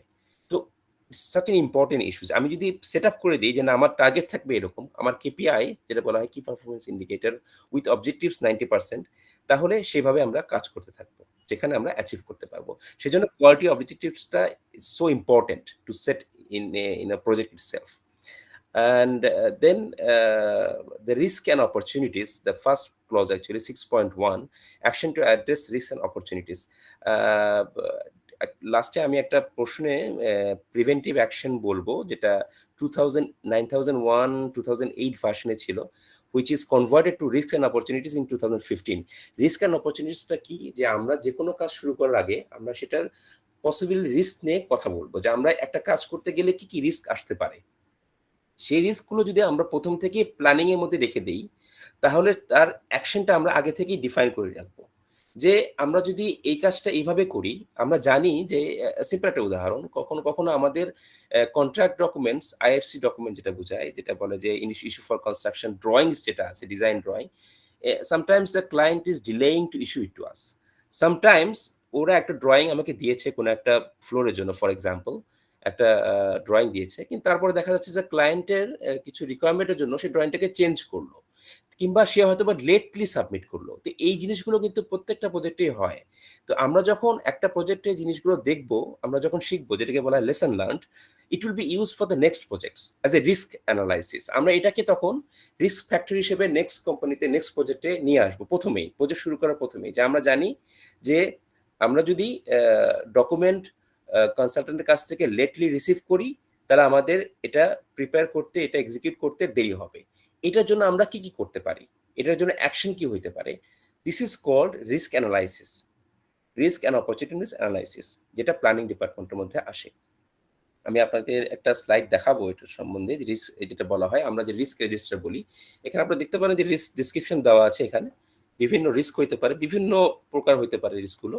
যে এখানে দেখেন lack of subcontractor resources, hiring incompetent subcontractor, এটা অনবরত হয়। আমরা দেখা যায় যে মানে ফিনান্সিয়াল কিছু সেভিংসের কারণে বর্তমানে যেটা হয়েছে কোভিড পরবর্তীতে, I believe it's affecting Bangladesh as well, here mostly, যেখানে দেখা যায় যে আমরা লো গ্রেডের কিছু সাবকন্ট্রাক্টর এঙ্গেজ করি, কারণ আমাদের কোম্পানি হয়তো বা কিছু কাজ পেয়েছে যেটা কম ভ্যালুতে পেয়েছে হয়তো বা, তো তারা চিন্তা করে সেখানে যে সাবস্ট্যান্ডার্ড কিছু সাবকন্ট্রাক্টর এনে কাজ করাবে, কারণ তাদের ফিনান্সিয়াল রিকোয়ারমেন্ট লেস। তো সেখানে দেখা যায় যদি এরকম করা হয়, তারা হয়তো বা কিছু লোক কম নিয়ে আসলো কাজ করার জন্য, কিংবা কোনো কাজ করার জন্য তারা ঠিকমতো কাজ করছে না, তাদের কোয়ালিটি, তাদের এফিসিয়েন্সি নাই, তখন দেখা যায় কি ওই কাজটা ঠিকমতো হচ্ছে না। তো আমরা যেটা চাচ্ছিলাম যে কাজটা কমপ্লিট করার জন্য, একে তো প্রথমবারে হলো না, আমাদের রিলে হলো প্রজেক্ট। তো এই জিনিসগুলো আমরা কিন্তু একটা প্রজেক্টে দেখি।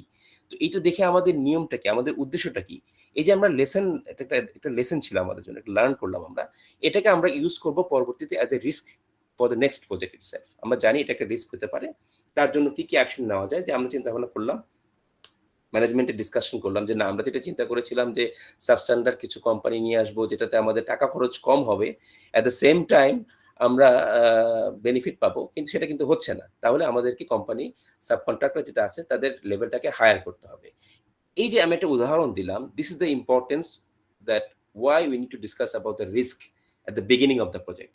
Defined kind of risk may appear in the project itself, which should be defined in the beginning, and monthly it should be reviewed. আমাদের কোম্পানিতে এটা ছিল যে, আমাদের কোম্পানিতে এখনো আছে, বর্তমান কোম্পানিতে আছে, যে আমরা এটা প্রতি ম্যানেজমেন্ট মিটিংয়ে, যেটা প্রোগ্রেস মিটিংয়েও বলি আমরা, মান্থলি কিংবা উইকলি এটা আমরা রিভিউ করি।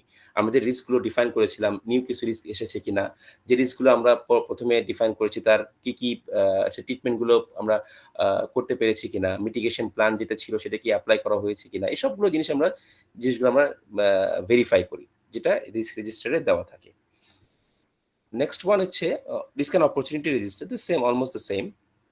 আমি যেটা বলছিলাম যে অবজেক্টিভস, এখানে আপনারা দেখতে পারেন যে এখানে দেওয়া আছে ওয়ার্ক ইন্সপেকশন রিকোয়েস্ট, WIR। আপনি রাইট সাইডে দেখেন টার্গেট KPI 90%। তার মানে আমাকে 90% of the WIR should B, আমি যদি রিভিউ করি মান্থলি, তাহলে আমাকে বুঝতে হবে যে মান্থলি আমাকে যদি WIR সাবমিট হয়, সেখানে 90% WIR should be approved. If we are below the target, that means we are not achieving our target, that means there are some problems. যখনই আমরা জিনিসগুলো দেখবো, এটার উদ্দেশ্যটা একটাই, যখন আমরা অ্যাচিভ করতে পারতেছি না, তার মানে সিস্টেমে কোনো সমস্যা আছে। তার মানে যে প্রসেসটা আমরা অ্যাপ্লাই করেছি, যে আমরা প্রসিডিউরটা ফলো করছি, নিশ্চয়ই সেখানে কোনো না কোনো সমস্যা আছে, তার কারণে ওটা হচ্ছে। যেখানে যখন আমরা এটা অ্যানালাইসিসটা করলাম, তার পরবর্তীতে আমরা যখন বিভিন্ন মিটিং করছি, মিটিংয়ে আমরা ডিসকাস করার পর সেটা যখন আমরা অ্যাকশন নিচ্ছি, ওই যে বলেছিলাম PDCA সাইকেল, তখন নেক্সটলি আমরা সেটাকে ইমপ্রুভ করতে পারবো। Then that means what? If we have a target, if we have an objective for any activity, that means we can take action accordingly. এটাই হচ্ছে এটার পারপাস। আপনি দেখেন এখানে ওয়ার্ক ইন্সপেকশন রিকোয়েস্টের জন্য 90% দেওয়া আছে, আপনারা দেখতে পাচ্ছেন। ম্যাটেরিয়াল ইন্সপেকশন রিকোয়েস্ট যেটা আছে 95%। তারপরে বিভিন্ন আইটেম আছে, প্রত্যেকটা জিনিসের জন্য আপনার টার্গেট ফিক্স করা আছে, যে এই টার্গেটগুলো আমাকে অ্যাচিভ করতে হবে। এটা ছিল KPIs, রিকোয়ারমেন্ট, অবজেক্টিভ। প্ল্যানিং এ যে আরেকটা যেটা বললাম, যে আমরা যেটা প্ল্যান করে থাকি, যে বেসলাইন যেটা প্রোগ্রাম করা হয়ে থাকে প্রত্যেকটা প্রজেক্ট শুরু করার আগে, এবং শুরু করার মানে অ্যাট দ্য স্টার্টিং পয়েন্ট প্রোগ্রামটা ফিক্স করা হয় according to the time period. যদি বলা হয় যে না, প্রজেক্টে অ্যাওয়ার্ড হয়েছে, আমাদের বিল্ডিং পারমিট দেওয়া হয়েছে on certain date, for example July 7th আমাদের কোনো প্রজেক্ট অ্যাওয়ার্ড করা হয়েছে, তার পরবর্তীতে আমাদের দেওয়া 36 months to complete the whole project. এখন 36 মান্থে আমরা কি কি কাজ করব, এই যে প্ল্যানিংটা আছে, এখানে অলরেডি এই প্রোগ্রামের মাধ্যমে আমাদের প্ল্যানিং ডিপার্টমেন্ট এটা সাবমিট করে থাকে, which needs to be submitted to the consultant and client, and they should approve it as well.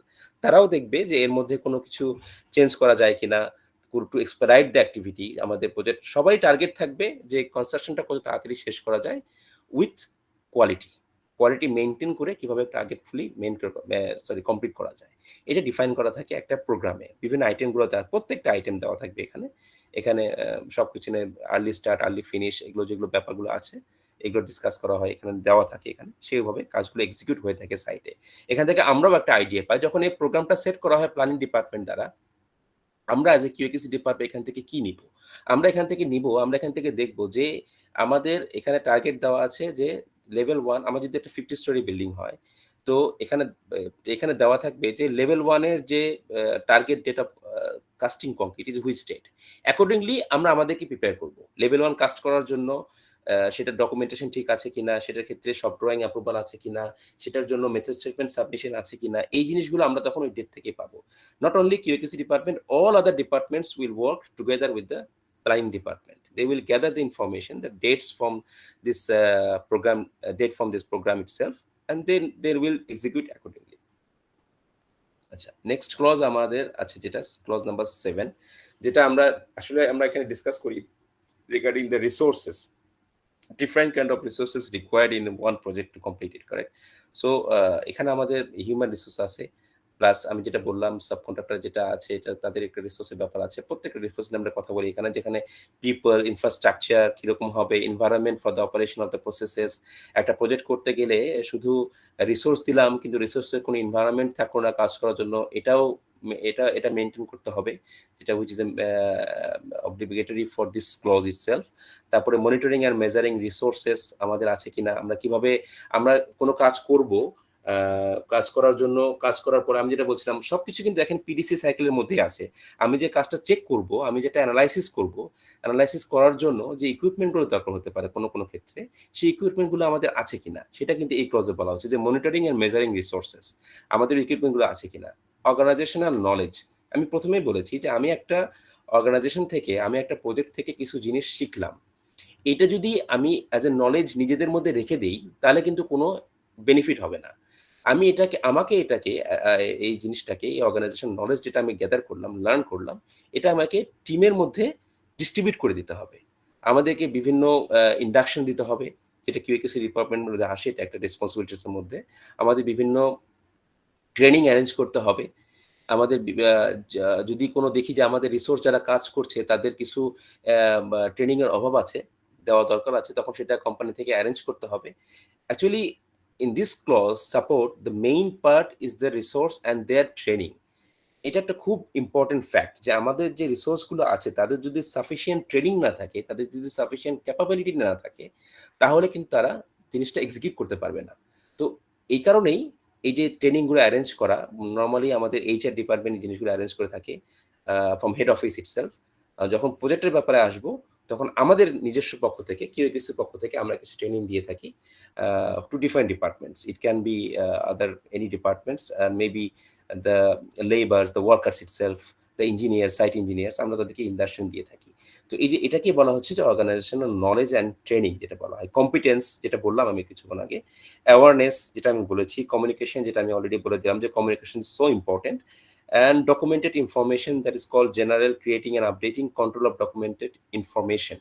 আমরা যে কোনো প্রজেক্ট শুরু করার আগে আমি কিছু আইডিয়া দিয়েছিলাম, লাস্টে আমি একটা ব্রিফ আইডিয়া দিব যে ডকুমেন্টেডটা কি হতে পারে। যেমন এই ডকুমেন্ট সাবমিশন বলতে সব ড্রয়িং অ্যাপ্রুভাল, ম্যাটেরিয়াল সাবমিটাল অ্যাপ্রুভাল, এই জিনিসগুলো কতটা ইম্পর্টেন্ট, এগুলো যে আমরা ইউজ করছি সাইটে, এটা অ্যাপ্রুভ হওয়ার পরে ইউজ করা উচিত। কখনো কখনো দেখা যায় যে উইদাউট অ্যাপ্রুভাল আমরা সাইটে কাজ করতে থাকি, which will trigger us to do the rework. আমরা একটা কাজ করলাম যে ডকুমেন্টটা তখনো পর্যন্ত কনসালটেন্টের দ্বারা অ্যাকসেপ্টেড হয় নাই, আমরা করলাম কি জিনিসটা সাবমিট করে দিই, সেই ডকুমেন্ট অনুসারে কাজ শুরু করে দিলাম। পরবর্তীতে দেখা গেল কনসালটেন্ট সেখানে কিছু কমেন্ট দিল যে না, you proposed here 32 millimetre rebar, but it needs to be 40 mm rebar. তো একটা বিশাল চেঞ্জ। তো আমাদেরকে ওই রেসপন্স দেওয়ার আগে যদি আমরা কাজ করি তখন আমাদেরকে ওটাকে রিওয়ার্ক করতে হবে। That means what? Again, we have to dismantle the work itself and do it again. তো এই যে কন্ট্রোল অফ ডকুমেন্টেশন এখান থেকেই ইম্পর্টেন্স, এই জিনিসটা এখানে ইম্পর্টেন্স হয়ে আসে যে আমরা যদি দেখি যে সাইটে কাজ হচ্ছে সেটা কি অ্যাপ্রুভ ডকুমেন্টে হচ্ছে কিনা, ডকুমেন্টগুলো যেটা আমাদের অ্যাপ্রুভাল হয়ে আসছে সেটা কি প্রপারলি রেকর্ড করা আছে কিনা, সেটা কি ডিস্ট্রিবিউট করা হয়েছে কিনা টিমের মধ্যে, এটাকে বলা হয় কন্ট্রোল অফ ডকুমেন্ট যেটা বলি আমরা আর কি। আচ্ছা, নেক্সট পার্ট যেটা আসবে, নেক্সট ক্লজ এখানে। আচ্ছা, আরেকটা জিনিস আছে, প্রত্যেকটা প্রজেক্ট শুরু হওয়ার আগে আমরা যেটা করি যে নাম্বারিং সিস্টেম, আমরা যেটা করি যে একটা সিকোয়েন্সিয়াল নাম্বার থাকে, যে কোনো ড্রয়িং এর ক্ষেত্রে হোক, ম্যাটেরিয়াল সাবমিশনের ক্ষেত্রে হোক, একটা সিকোয়েন্সিয়াল নাম্বার থাকে। It should be unified, it should be accepted by the consultant. That's only a format itself here is showing drawing of coding system, is showing here only, nothing so special. Okay, next part যেটা আমরা বলি যেটা clause number 8 যেটা বলছিলাম, এটা mostly PDC সাইকেলের check যে পোর্শনটা থাকে, পিডিসিএ সি যে পোর্শনটা, সেটা এই ক্লজে ডিফাইন করা থাকে যে আমরা কাজটাকে কিভাবে চেক করব, আমাদের চেক করার জন্য কি কি ইনস্ট্রুমেন্ট, আমরা কি কি টুলস ইউজ করব, এখান থেকে একটা আইডিয়া পাওয়া যায়। ব্রিফলি এখানে বলতে পারে যে 8.1 operational planning control, 8.2 describes about the requirements of our products and services, where we know about the customer communication, determination of requirements for product services, review changes And then 8.3, it's called talks about design and development of products and services. এখানে planning কিভাবে করব, design and development department থেকে কিভাবে input দিব আমরা, design development inputs, controls, outputs, changes is given here. Then 8.4 talks about control of externally provided processes and products and services. It means type and extent of control, information for external providers. Then 8.5 production of service provision means 8.5.1 saying control of production and service provision, identification and traceability, property belonging, customer requirements, then preservation. These are the items they are normally giving. And the last point, which is very important point, control of non-conforming outputs. আমরা যদি check করার পরবর্তীতে দেখি যে আমাদের প্রোডাক্টগুলো নন কনফর্মেন্স হচ্ছে, satisfy করছে না রিকোয়ারমেন্ট, সেক্ষেত্রে আমরা এখানে কিভাবে কন্ট্রোল করব সেটা ডিফাইন করা থাকে, কিংবা আমরা একটা আইডিয়া নিতে পারি এই ক্লজ থেকে। এখানে কিছু আইডিয়া দিতে পারি যে ফরম্যাটগুলো যেগুলো আছে, আমরা এক্সিকিউশন, অ্যাকচুয়ালি এই পার্টটা হচ্ছে ক্লজ 8 পার্টটা হচ্ছে এক্সিকিউশন পার্ট, যে আমরা যখন কাজ করব সেখানে কি কি ডকুমেন্ট দরকার হয়, কিভাবে কি করব, এটা ডিফাইন করা থাকে এই ক্লজে। আমি একটু সময় নেব এখানে একটু ডিসকাস করার জন্য, যে আমি যেটা বলছিলাম যে method statement WIR submission. WIR is as I said it's work inspection request. আমরা যে কোনো কাজ করার জন্য একটা ডকুমেন্টেড ওয়েতে কনসালটেন্টকে ইনভাইট করতে হয় ইন্সপেকশন করার জন্য, it's called work inspection request. Material inspection request means আমরা যখন একটা স্ট্যান্ডার্ড কোম্পানিতে কাজ করি, which is ISO certified company, এখন যখন QMS-টা সেট আপ করি আমরা, সেসব কোম্পানিতে যে কোনো ম্যাটেরিয়াল আমরা বাজার থেকে কিনে এসে ইউজ করতে পারি না। আমরা যদি ধরেন আমরা রিবার নিয়ে আসবো, রিনফোর্সমেন্ট বার, যেটা স্টিল যেটা বলি আমরা, যেটা নিয়ে আসবো, সেটাকেও অ্যাপ্রুভ করতে হবে সাপ্লায়ার কাছ থেকে। তারপরে আমরা যেটা কংক্রিট ইউজ করবো সেটাকেও রেডিমিক্স থেকে ট্রায়াল মিক্স করে নিয়ে অ্যাপ্রুভাল করে নিতে হবে।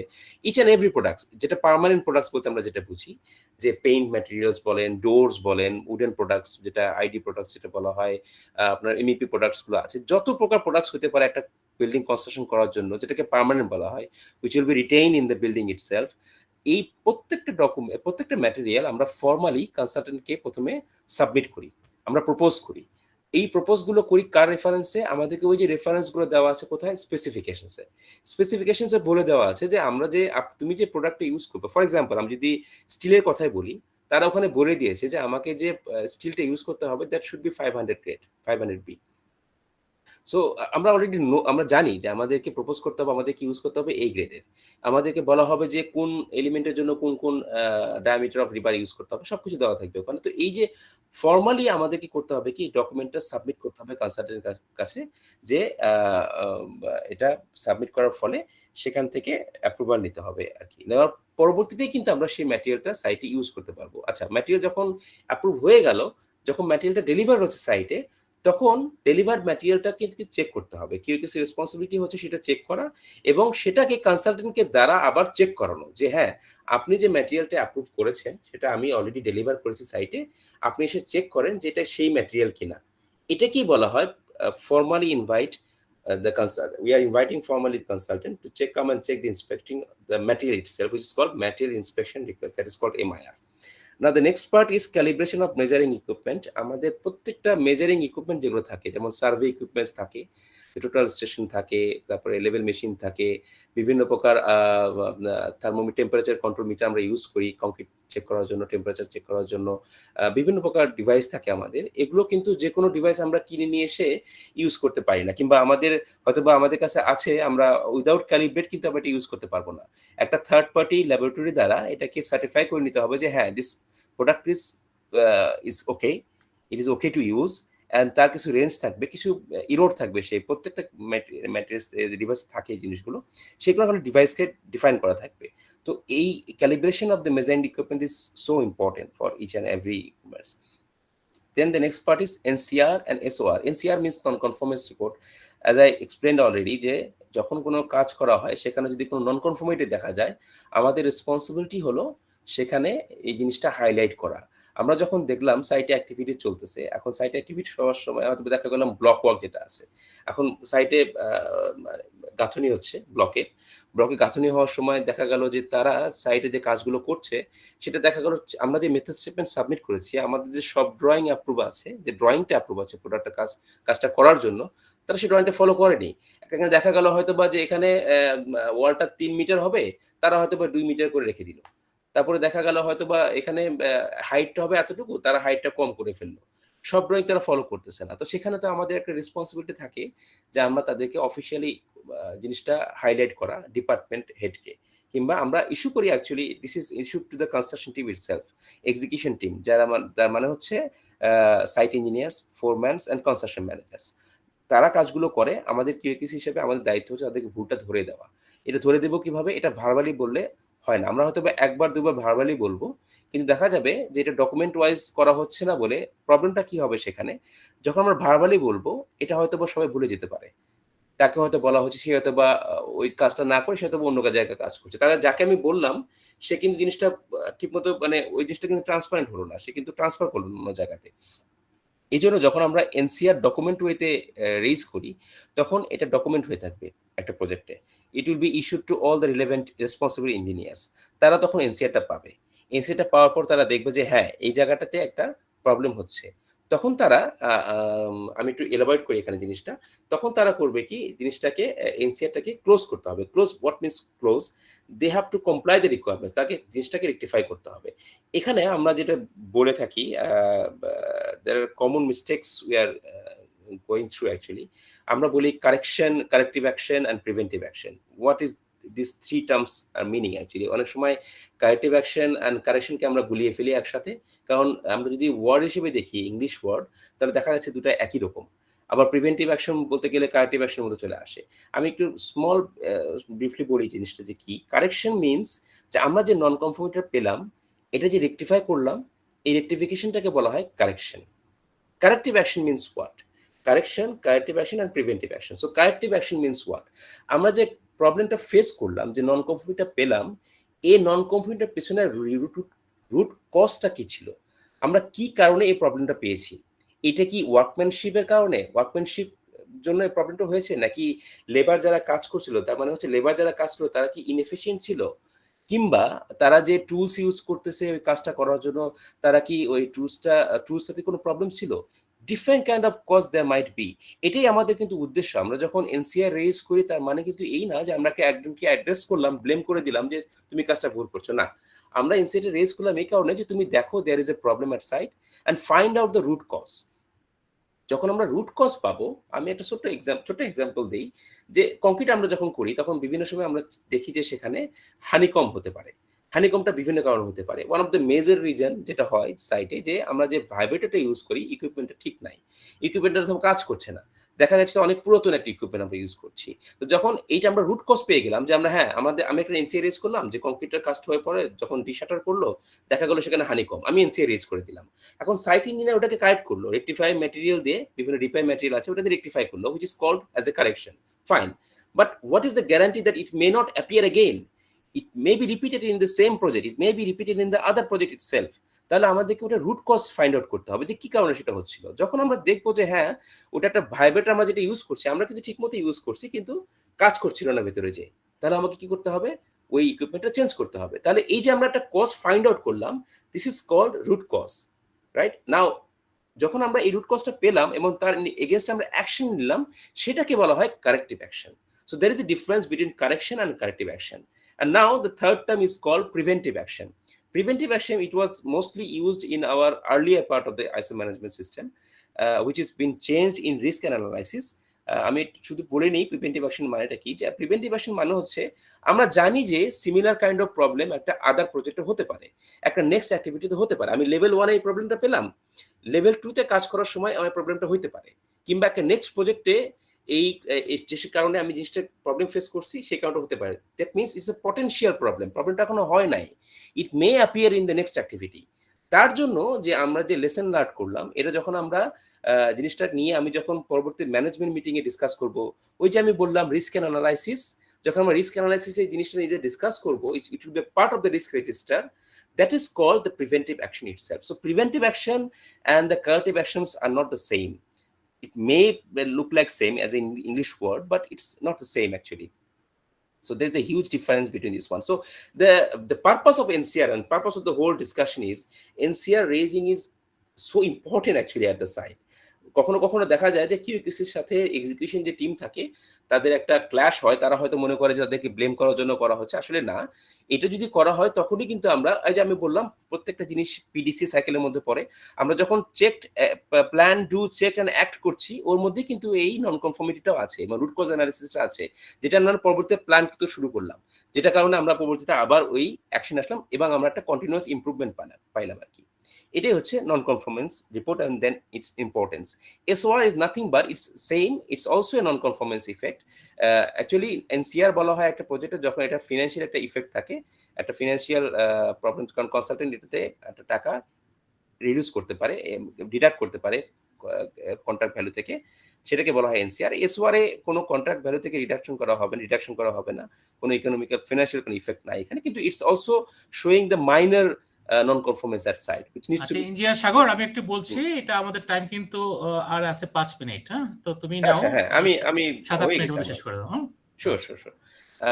তারপরে যেটা বলা হয় কোয়ালিটি ইন্সপেকশন ফাইন্ডিংস, আমাদের বিভিন্ন ইন্সপেকশনের সময় আমি যেটা বলছিলাম যে আমরা যখন ইন্সপেকশন করি একটা সাইটে, তো ইন্সপেকশন করার সময় শুধু আমরা যে ফর্মালি কনসালটেন্টকে ইনভাইট করব তার আগে চেক করব তা না, আমাদের বিভিন্ন রকম সমস্যা সাইটে দেখতে পারি যে আমরা চেক করলাম যে সাইটে এটা কাজ ঠিক মতো হচ্ছে না, আমরা ইনফর্ম করলাম বিফোর রেজিং দ্য NCRs, আমাদের তো যাওয়ার আগেই আমরা ফাইন্ডিংস গুলো পেলাম, সেটা নিয়ে অ্যাকশন নিলাম, সেটাকে বলা হয় quality inspection findings.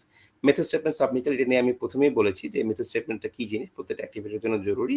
Subcontractor supplier performance pre qualification সাবমিটাল, এটাও ইম্পর্টেন্ট যে আমরা যে সাবকন্ট্রাক্টরটা এঙ্গেজ করছি সাইটে তাদের কি কোনো প্রি কোয়ালিফিকেশন আছে কিনা, তারা কি সেই কাজটা করার জন্য এলিজিবল কিনা, এটা কনসালটেন্টকে বলতে হয় আমাদের, এটা সাবমিট করতে হয় ফর্মালি তার প্রিভিয়াস যে রেকর্ডগুলো আছে সেটা দিয়ে। এবং লাস্টলি একটা বলা হচ্ছে সব ড্রয়িং সাবমিটাল, যেটা আমরা বলেছি যে একটা ডিজাইন ড্রয়িং কনসালটেন্টের কাছ থেকে আমাদেরকে দেওয়া হয়, which we also called as an IFC issued for construction, সেখান থেকে আমরা সব ড্রয়িং ডেভেলপ করি, which will be মানে ডিজাইন ড্রয়িং তো সাইটের ফোরম্যান কিংবা লেবাররা পড়তে পারবে না, ওদের জন্য ডিটেলস দেওয়া থাকবে যেটাকে বলা হয় সব drawing. It needs to be submitted again to the consultant for approval and after that only at site people can use it. আচ্ছা, এখানে আমাদের বিভিন্ন ফরম্যাট দেওয়া আছে যেগুলো আমরা ইউজ করি। This is called method statement format. Next one is called inspection ITP. ITP actually it's a part of the method statement where it's mentioned যে আমার একটা কাজ করার সময়, একটু ব্রিফলি বলি, একটা কাজের বিভিন্ন স্টেজ থাকতে পারে। ইট ডাজন্ট মিন দ্যাট আমি যদি বলি একটা পেইন্ট অ্যাক্টিভিটি, পেইন্টে প্রথমে আমরা প্রাইমার অ্যাপ্লাই করি অন দ্য সারফেস, তারপরে আমরা হয়তো বা স্টুকো অ্যাপ্লাই করলাম যেটা স্কিম কোড বলা হয়, first coat, second coat, then the final coat will come. That means there are about 4-5 stages are there. এখন যদি বলা হয় যে প্রত্যেকটা স্টেজ করার পরে কনসালটেন্ট চেক করবে, উইচ ইজ টাইম কনজিউমিং, এটা দরকারও নাই। তো এখানে কিছু ডিফাইন করতে হয় যে কোন কোন স্টেজে কনসালটেন্ট চেক করবে ফর্মালি উইথ WIR এবং কোন কোন স্টেজে WIR দরকার নাই কিন্তু তারা এসে চেক করতে পারে। এটাই ডিফাইন করা হয় এই ITP ডকুমেন্টে। ITP. Now, this is also called checklist. It's also a part of the method statement. And then this is called RFI. It's a submittal document. NCR is like this. The format is like that, where the non-conformity description will be given here. What is the non-conformity? And then a consultant will ask us what is the corrective and correction that you have taken. We have to mention it here as well. Now, last যে ক্লজটা আছে, দুইটা clause আছে, আমি খুব সংক্ষেপে বলবো। Monitoring and measurement, analysis and evaluation, যে আমি বললাম, যেটা আমি অলরেডি ডিসকাস করেছি এগুলো, যে কিভাবে কাস্টমার স্যাটিসফ্যাকশন করতে হবে, অ্যানালাইসিস অ্যান্ড ইভ্যালুয়েশন কিভাবে করতে হয়, প্রতিটা জিনিসে আমাদেরকে করতে হবে। Internal audit which comes in this clause. So audit যেটা আমরা করি, এটা কিন্তু আমরা নর্মালি বলি আমরা করতেছি, তাহলে এটা কি আসলে কোনো ম্যানেজমেন্ট সিস্টেমে অন্তর্ভুক্ত? হ্যাঁ, দেখেন ISO ম্যানেজমেন্ট সিস্টেম এটা দেওয়া আছে যে কোনো কাজ ইভালুয়েট করার জন্য সেটা কি ওই আমাদের যে অবজেক্টিভটা সেট করা আছে, আমাদের যে ম্যানেজমেন্ট সিস্টেমটা দেওয়া আছে, সেটা কমপ্লাই করছে কিনা, এটা কিন্তু চেক করতে হবে, which is called as audit, internal audit. কোম্পানির মধ্যেই আমরা এটা করি। এটা ডিফাইন করা থাকে ইয়ারলি, এটা 1 টাইমও হতে পারে, 2 টাইমও হতে পারে। এটা কখনো মানে এটা কোনো অব্লিগেটরি রিকোয়ারমেন্টস না যে আপনাকে অডিট ১ বছরে ৪ বার করতে হবে কিংবা ৩ বার করতে হবে। কিন্তু মিনিমাম আপনাকে ১ বার করতে হবে to get a result itself.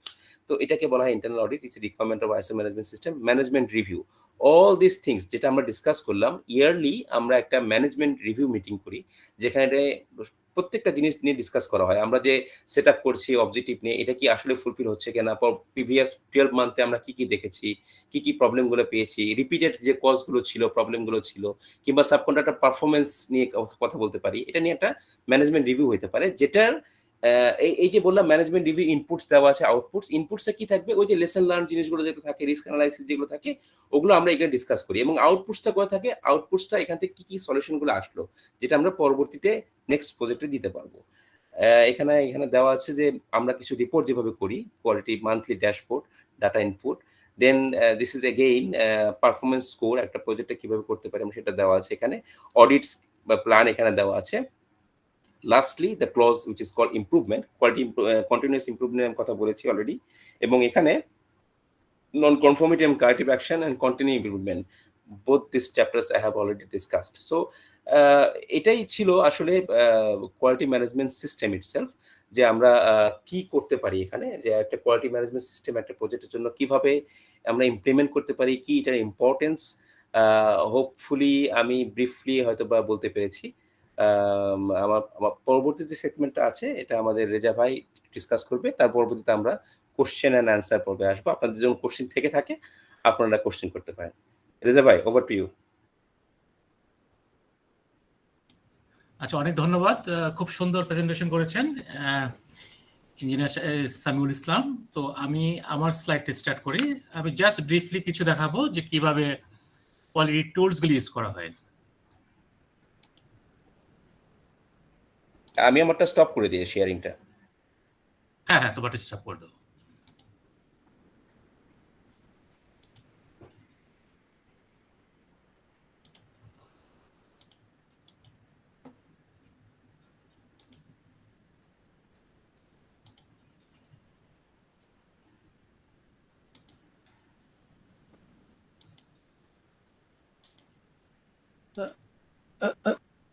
Reza সাহেব, আপনারা কি কোশ্চেন আনসারে যাচ্ছেন নাকি? না, একটু 5 মিনিট লাগবে। আর আমি একটা আচ্ছা ঠিক আছে, আমার কিছু কোশ্চেন আছে আর কি। না, শিওর আপনি করতে পারবেন। আচ্ছা, আমারটা হচ্ছে না। আমি কি শেয়ার করবো ভাই তাহলে? আমি একটু চেঞ্জ করছিলাম আসলে। হ্যাঁ, আচ্ছা একটু। আচ্ছা, আমি ক্লোজ করে আবার ওপেন করি।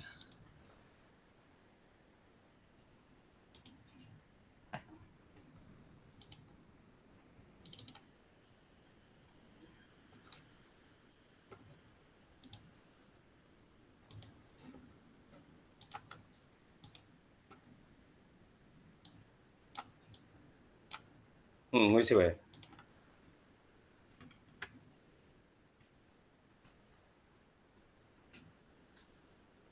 আচ্ছা, আমি জাস্ট ব্রিফলি আমি দেখাবো যে এটা হচ্ছে guideline for project quality plan.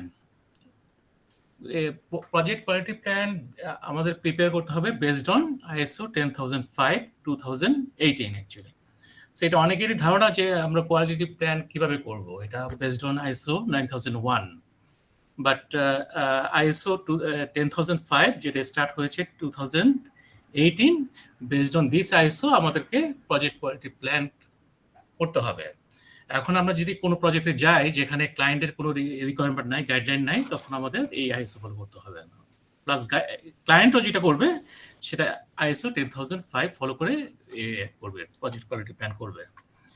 তো এটা হচ্ছে project ISO 10005 quality management guideline for quality plans. এটা হচ্ছে যে এটার ইন্ডেক্স। সো আমি ডিটেইলে গেলাম না, এটা হচ্ছে আমাদের প্রজেক্ট কোয়ালিটি প্ল্যান করতে হবে এই গাইডলাইন অনুযায়ী। আচ্ছা, তারপর আমরা যে কোয়ালিটি টুলস, আমরা জানি যে এএসকিউ, আমেরিকান সোসাইটি ফর কোয়ালিটি, তাদের বেসিক 5 কোয়ালিটি টুলস ফলো করে, যেটা বেসিক্যালি গ্রাফ বা চার্ট। আপনারা সবাই সব প্রজেক্টে করেন, এই 7টা আমি দেখাবো কিভাবে করে। আচ্ছা, প্রথমটা হচ্ছে এটা বলে হচ্ছে কজ এন্ড ইফেক্ট ডায়াগ্রাম, এটা ফিশ বোনো বলি। এটা দেখেন মাথাটা হচ্ছে ফিশের মাথার মতো, আর ওটা হচ্ছে ফিশ। তো এটাতে যেটা করা হয় যে রুট কজ গুলি থাকে হচ্ছে রুট, প্রতিটা যে নন কমপ্লায়েন্স যে পটেনশিয়াল রুট কজ যেগুলি, এই রুট কজ গুলি আমাদের এই রাখা হয় ফিশের যে লেজের মধ্যে রাখা হয়, এবং এইটার কনসিকোয়েন্স কি নন কমপ্লায়েন্সটা হতে পারে সেটা ফিশের মাথার মধ্যে রাখা হয়। তো এটা যখন আমরা কোয়ালিটি ডিপার্টমেন্ট যখন এটা করব, তখন সাইট পিপলরা যখন দেখবে যে তারা তখন খুব ক্লিয়ার আইডিয়া হবে যে কি কি পটেনশিয়াল রুট কজ হতে পারে এবং কি নন কমপ্লায়েন্স গুলি হতে পারে, তখন তারা এটা প্রিভেন্ট করার চেষ্টা করবে। ঠিক আছে। আচ্ছা, নেক্সট হচ্ছে যে কোয়ালিটি চেকলিস্ট। এই কোয়ালিটি চেকলিস্ট তো সবাই জানেন যারা কনস্ট্রাকশনে কাজ করেন, যে আমরা যখন কোনো ইন্সপেকশনে যাব তখন এটা একটা গাইডলাইন থাকে কি কি ইন্সপেকশন আমাদের করতে হবে। ঠিক আছে, এটা আমাদের গাইডলাইন দিবে। আচ্ছা, নেক্সট ওয়ান হচ্ছে যে আপনারা যদি দেখেন যে এই যে আমাদের নন কমপ্লায়েন্স যেটা টাইপ ডিফেক্ট 1 2 3, প্রতিটা টাইপের ডে অনুযায়ী আছে। তো এটা থেকে আমরা জানবো যে ডে টু ডে আমরা ইমপ্রুভ করছি নাকি আমাদের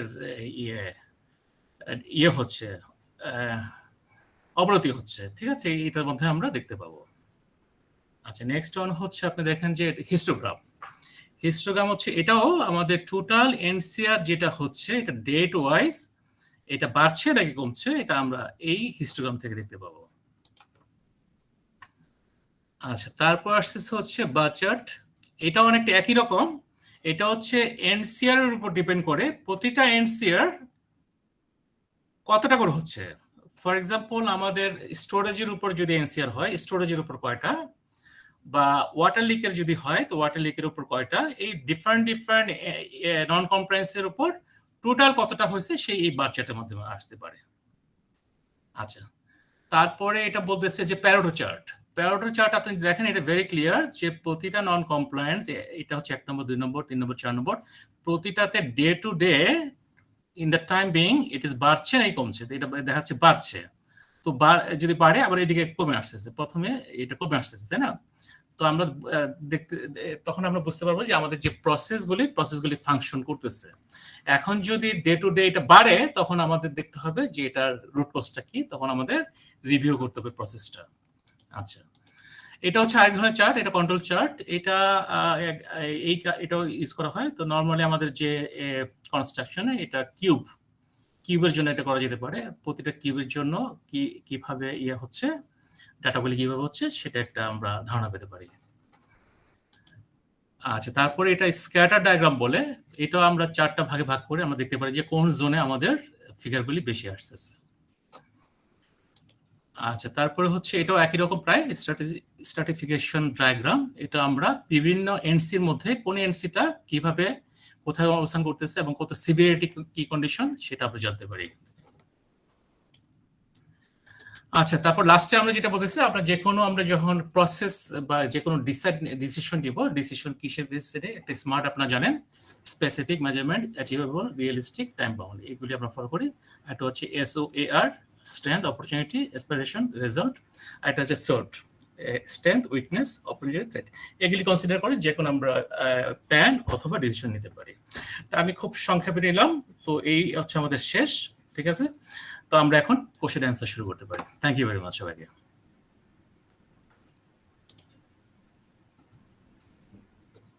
আচ্ছা, আমরা কি কোশ্চেন করতে পারি এখন রেজা সাহেব?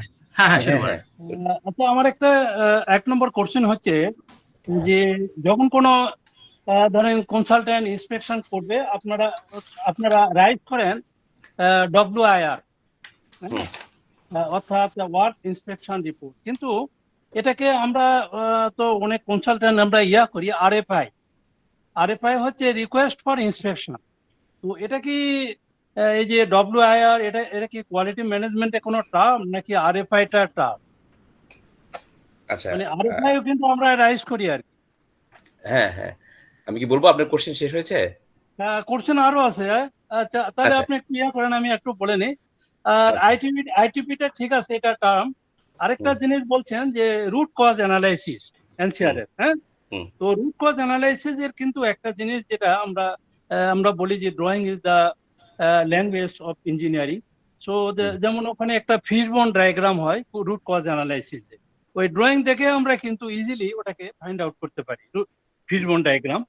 আর আরেকটা জিনিস আপনি বলছেন যে রিভার হয়তো 32 এখানে দরকার, আমরা 40 ইউজ করেছেন, কিন্তু এটা ফার্স্টে তো আপনার দরকার হচ্ছে অ্যাপ্রুভাল, তাই না?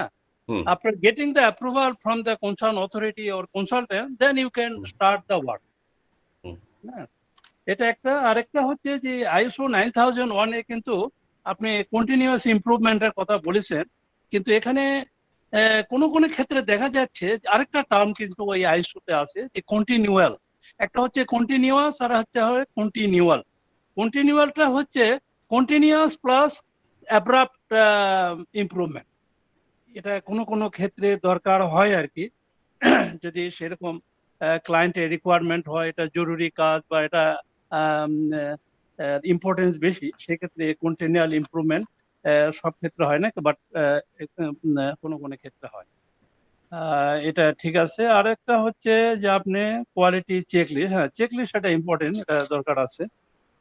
এইগুলোই আমার হচ্ছে জিজ্ঞাসা ছিল। আরেকটা জিনিস আমি বলি, কোয়ালিটি যেটা প্ল্যান আপনার 9001 থেকে করেছেন, পরে এখন একটা আসছে 10005, এটা কি নতুন নাকি কোনো এটা কোয়ালিটি প্ল্যান্টে? আচ্ছা, আমি তাহলে শুরু করি। আপনার আচ্ছা কোশ্চেন হয়েছে আপনার শেষ? হ্যাঁ কোশ্চেন শেষ। আপনি কি নোট করেছেন? আমি কিন্তু অনেক কথা হ্যাঁ বলছি। না নোট করেছি, আমি বলি। আচ্ছা, WIR যেটা বলছেন, আমরা যেটা বলছি আর কি, ওয়ার্ক ইন্সপেকশন রিকোয়েস্ট, এটা বিভিন্ন ইয়েতে বিভিন্নভাবে এটা ডিফাইন করে। যেমন অনেক জায়গায় বলা হয় ইন্সপেকশন রিকোয়েস্ট, কোনো জায়গায় বলা হয় RFI, যেটা আপনি বলেছেন রিকোয়েস্ট ফর ইন্সপেকশন। হ্যাঁ, আমরা যেটা ইউজ করি RFI, this is something else. মানে আমরা যেটা বলি, এটা একটা আরেকটা ডকুমেন্টেশন আমরা প্রজেক্টে ইউজ করি, সেটাকে বলা হয় রিকোয়েস্ট ফর ইনফরমেশন। এটা একটা ডকুমেন্ট আমরা সাবমিট করি, যেটা হচ্ছে টেকনিক্যাল ডিপার্টমেন্ট থেকে সাবমিট করা হয়। যখন আমরা দেখি যে প্রজেক্টে কোনো ইনফরমেশন দরকার আছে, যেটা মানে ডিজাইন ডকুমেন্ট বা যা কন্ট্রাক্ট ডকুমেন্টে দেওয়া নাই, কিংবা দেখা যাচ্ছে কোনো ডিসক্রিপেন্সি হচ্ছে, সেই ক্ষেত্রে টেকনিক্যাল ডিপার্টমেন্ট এটা মোর ফার্দার ক্লারিফিকেশনের জন্য এটাকে রেজ করে কনসালটেন্টের কাছে, যেটাকে বলি আমরা RFI। But in some other companies also, মানে আদার প্রজেক্টে WIR-টাকে অনেকে আবার RFI-ও বলে থাকে। তো এই টার্মগুলো, হ্যাঁ, এটা এক এক কোম্পানিতে এক এক প্রজেক্টে এটা এক এক ভাবে ইউজ করা হয়। উদ্দেশ্যটা সেম, আমরা একটা কাজ কমপ্লিট করলাম, সেই কাজটাকে ফর্মালি কনসালটেন্টকে দিয়ে অ্যাকসেপ্ট করানোর জন্য কিংবা ইন্সপেকশন করানোর জন্য আমরা এই ডকুমেন্টে রেজ করে থাকি। It's not a mandatory document, it's not a mandatory document, কিংবা আপনি বলা যাবে না যে এটা ISO ডকুমেন্টে লেখা আছে, কিন্তু এটা আপনাকে করতেই হবে, এটা ডকুমেন্টটা আপনাকে রেজ করতে হবে, তা নাহলে আপনি বুঝবেন কিভাবে যে উনি জিনিসটাকে অ্যাপ্রুভ হয়েছে। এটা হচ্ছে ফার্স্ট ঠিক আছে কথা। রুট কজ অ্যানালাইসিস যেটা আপনি বলেছেন, রুট কজ অ্যানালাইসিস আমরা করি, মেইন পারপাস হচ্ছে প্রথমত আমাদের যে অ্যানালাইসিসটা করতে হবে, কারণ আমরা যখন কোনো NCR পাচ্ছি সাইটে, এটা যেন ফার্দার এটা যেন রিপিট না হয়, সেটার জন্য আমরা কারেক্টিভ অ্যাকশন প্রপোজাল করব কিংবা রুট কজ অ্যানালাইসিস করব। এখন রুট কজ অ্যানালাইসিসটা বিভিন্নভাবে হতে পারে। ভাইয়া রেজা ভাই যে ডায়াগ্রামটা দেখেছেন ফিশবোন যেটা করতেছে, এভাবে করা যায়, আরো অনেক প্রসিডিওর গুলো আছে। তো উদ্দেশ্য হচ্ছে আমাদের যে আমরা এটাকে রুট কজ অ্যানালাইসিসটা করব, এবং এটার যে আউটপুটটা আছে এটা আমরা সবার সাথে ডিসকাস করব এবং কমপ্লাই করব প্রজেক্টে, যেটা যাতে এটা রিপিট না হয়। থার্ড ওয়ান যেটা সব ড্রয়িং অ্যাপ্রুভাল যেটা বলেছেন, ইউ হ্যাভ রাইটলি সেড, আপনি ঠিকই বলেছেন যে এটা আমি আসলে অত বিস্তারিত যাই নাই, কারণ আমি যদি প্রত্যেকটা জিনিসের বিস্তারিত যেতাম অনেক সময় লাগতো। আমি শর্টলি ব্রিফলি বলেছি, আমি এখন একটু বলছি, একটু এক্সপ্লেন করছি যে সব ড্রয়িং যে কোনো কাজ শুরু করার আগে আমি যেটা বললাম যে 40 মিলির জায়গায় 32 মিলি ইউজ করছে, কিংবা স্পেসিং ঠিক মতো দেয় নাই, 20 সেন্টির জায়গায় হয়তো 15 সেন্টি স্পেসিং দিয়েছে, ওভারল্যাপিং লেন্থ হওয়া দরকার হয়তো বা 1 মিটার, কিংবা সেখানে 1.2 মিটার হওয়া দরকার, সেখানে হয়তো বা 90 সেন্টি দিয়েছে, এরকম হতে পারে। এটার কারণটা কি, যখন আমরা সব ড্রয়িং যেটা আমরা প্রিপেয়ার করি ডকুমেন্ট, তখন হয়তো বা ওখানে আমাদের দেওয়া আছে এই ভুলগুলো, ঠিক আছে, ভুলগুলো দেওয়া আছে। এখন ডকুমেন্টগুলো আমরা কনসালটেন্টকে সাবমিট করলাম সব ড্রয়িং, কিন্তু সাইটে যেটা হয় প্র্যাকটিক্যালি আমরা যেটা দেখি প্রজেক্টে, যে সাইটের execution team they are not waiting for the approval of the documents. তারা করে কি, প্রথমত যে ডকুমেন্টটা অ্যাভেলেবেল আছে, which is called under review document, which is still under review with the consultant, মানে কনসালটেন্ট এখনো কিন্তু রিভিউ করে নাই, অ্যাপ্রুভ করেনি, তারা কিন্তু কোনো কমেন্টই দেয় নাই। যে ভুলটা হয়েছে তারা কিন্তু ডিটেক্টই করেনি এখন পর্যন্ত। কিন্তু সাইটে কাজ শুরু করে দিয়েছে। তো এইজন্যই আমি বললাম যে ওই সব ড্রইংটা সাবমিট করতে হবে কনসালটেন্টের কাছ থেকে অ্যাপ্রুভ হয়ে আসা পর্যন্ত আমাদেরকে আসলে ওয়েট করতে হবে।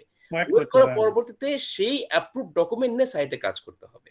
তো এটা আমরা সবসময় প্রজেক্টে বলি যে the work execution should be started at the project after approval of the document itself.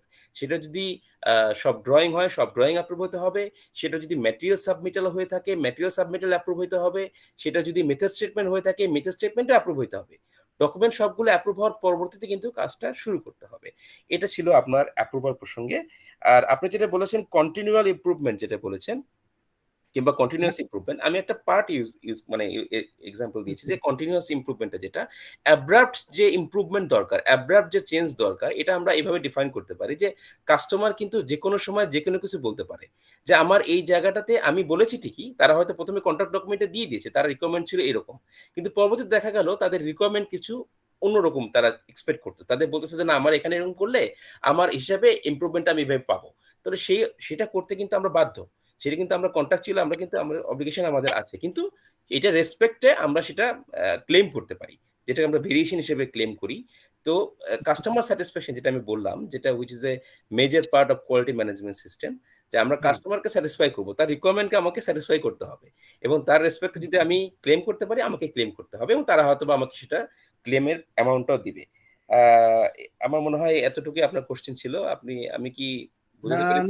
না, ঠিক আছে, এটুকুই বলতে গেলে আর কি। আর আচ্ছা, আপনি আরেকটা জিনিস আমি আর বলবো না, কারণ আরো অনেকে আছেন। আপনি একটা জিনিস পরে বলছেন স্মার্ট, বোধহয় বলছেন না, স্মার্ট স্পেসিফিক স্মার্ট হ্যাঁ, স্মার্ট ছিল। হ্যাঁ, বলবেন। রেজা ভাই বলেছে ওটা। হ্যাঁ, এটা উনি বলছেন, তবে এখন স্মার্ট স্মার্ট থেকে আছে, ওখান থেকে আবার আরেকটা জিনিস আছে স্মার্টার। অর্থাৎ আপনি আচ্ছা, যেমন বললেন পিডিসিএ সাইকেল, ডক্টর হ্যাঁ, ডেমিং এর পিডিসিএ, ঠিক ওই স্মার্ট থেকে স্মার্টার আপনি লাস্টে ওটা আবার প্ল্যান করলেন, তখন আবার এভালুয়েটেড করে হবে। মানে সাইকেল হিসেবে চলে আসলো আরকি। হ্যাঁ, সাইকেল হয়ে চলে আসবে। আচ্ছা, আচ্ছা। হ্যাঁ, good okay, thank information. You, thank you. Thank you ভাই, থ্যাংক ইউ। আচ্ছা, আর কেউ কিছু বলবেন? আচ্ছা, কাজী ভাই, আপনি কিন্তু একটা বলছিলেন যে আইএসও 10005, তাই না? হ্যাঁ, জি জি জি, এটা হ্যাঁ, কি ওইটা নতুন ওইটা নাকি? ওইটা basically project for the preparation of project quality plan. আচ্ছা, আচ্ছা, আর কিছু কেউ বলবেন নাকি? আচ্ছা, কারোর কোনো কোশ্চেন না থাকলে আমি কনসালটেন্টের পক্ষ থেকে কিছু কথা বলতে হবে কিছুর উপরে। হ্যাঁ, হ্যাঁ, বলেন। আচ্ছা, হ্যাঁ ভাইয়া বলেন। অবশ্যই। মানে আমার যেটা প্র্যাকটিক্যাল অভিজ্ঞতা আর কি, হ্যাঁ, শিওর। কনসালটেন্ট হিসেবে কাজ করা। এনসিআর এসওআর কেন ইস্যু করা হয়? অ্যাকচুয়ালি আমরা কিন্তু যারা কনসালটেন্টে আছি তারা কিন্তু জানি যারা কন্ট্রাক্টিং কাজ করে তারা মাস্টার অফ দ্য কনস্ট্রাকশন, কারণ তারা নিজে হাতে করে। আর কনসালটেন্টরা এরকম না যে তারা জানে না কাজ, তারাও কাজ করেই যায়, কিন্তু এক্স্যাক্টলি কন্ট্রাক্টর একদম ফিল্ডে থাকে তো তারা অনেক স্মার্ট হয়। তো মেইনলি যেটা আমার অবজারভেশন আর কি, কিউসিতে তারা এনসিআর কেন পায় এসআর কেন পায়, সেটা হলো মেইনলি অদক্ষতা না, মেইনলি হলো অমনোযোগতা। আর একটা হলো যে কাজ করে দাপন করতে পারলেই তো শেষ হয়ে গেল। আর একটা হলো সুপারভিশনের বড় অভাব, মানে যারা টেকনিক্যালি এক্সপার্ট, যেরকম site engineer, project engineer, QC engineer, material engineer, এই যে 4জন পজিশনে আছে যারা মেইনলি সুপারভিশন করে, তারা কিন্তু হাতে কাজ করে না। হাতে কাজ করে কে? মেইনলি কনস্ট্রাকশনের ফোরম্যান, তার সাথে তাদের যে লেবার স্টাফ আছে, পুরাটা স্কিল লেবার যারা আছে তারা। তো এই যে 4জন আছে, কিউসি, ম্যাটেরিয়াল ইঞ্জিনিয়ার এবং project engineer, site engineer, project manager সে তো ম্যানেজমেন্টে থাকবে, কনস্ট্রাকশন ম্যানেজার, সরি, 5জন। তো এরা ওই ফোরম্যান এবং ওই ইলেকট্রিশিয়ান লেবারদের উপরে ছেড়ে দেয়।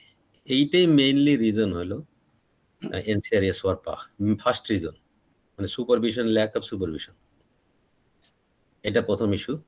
আর দ্বিতীয়ত হলো যে অসততা থাকবে, কখনো কখনো দেখাবে একটা, করবে আর একটা।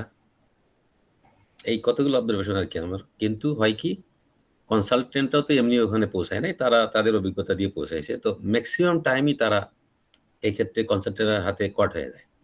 হ্যাঁ, কখনো কখনো তারা ছাড় পায়, সেটা হয়তো কনসালটেন্টের ম্যান পাওয়ারের অভাব। যেখানে একটা প্রজেক্টে কনসালটেন্টের 10 জন থাকে, কন্ট্রাক্টিং এ থাকে প্রায় 1000।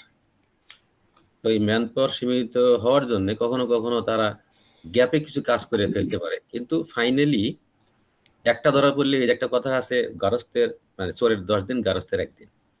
তো এনসিআর এসওআর একটা একটা একটা কন্ট্রাক্টিং ফার্মের এগেইনস্টে যখন এনসিআর এসওআর যায়, এর কেপিআই তে কিন্তু অনেক ডাউনে চলে যায়।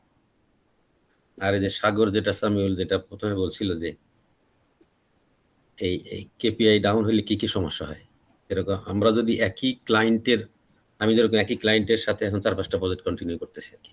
তো ফার্স্ট ফেজের যেটা লেসন লার্ন ছিল, কোথায় কোথায় কোন সাপ্লায়ার, কোন কন্ট্রাক্টর, কোন সাব কন্ট্রাক্টর কিভাবে কিভাবে কোথায় কোথায় সমস্যা তৈরি করছে, সেগুলো যখন আমরা লেসন লার্ন লিস্ট তৈরি করতে গেলাম, তখন ভেন্ডর লিস্ট, একটা তো অথরিটি ভেন্ডর লিস্ট থাকে যেটাতে অথরিটির পক্ষ থেকে সরাসরি করা হয়।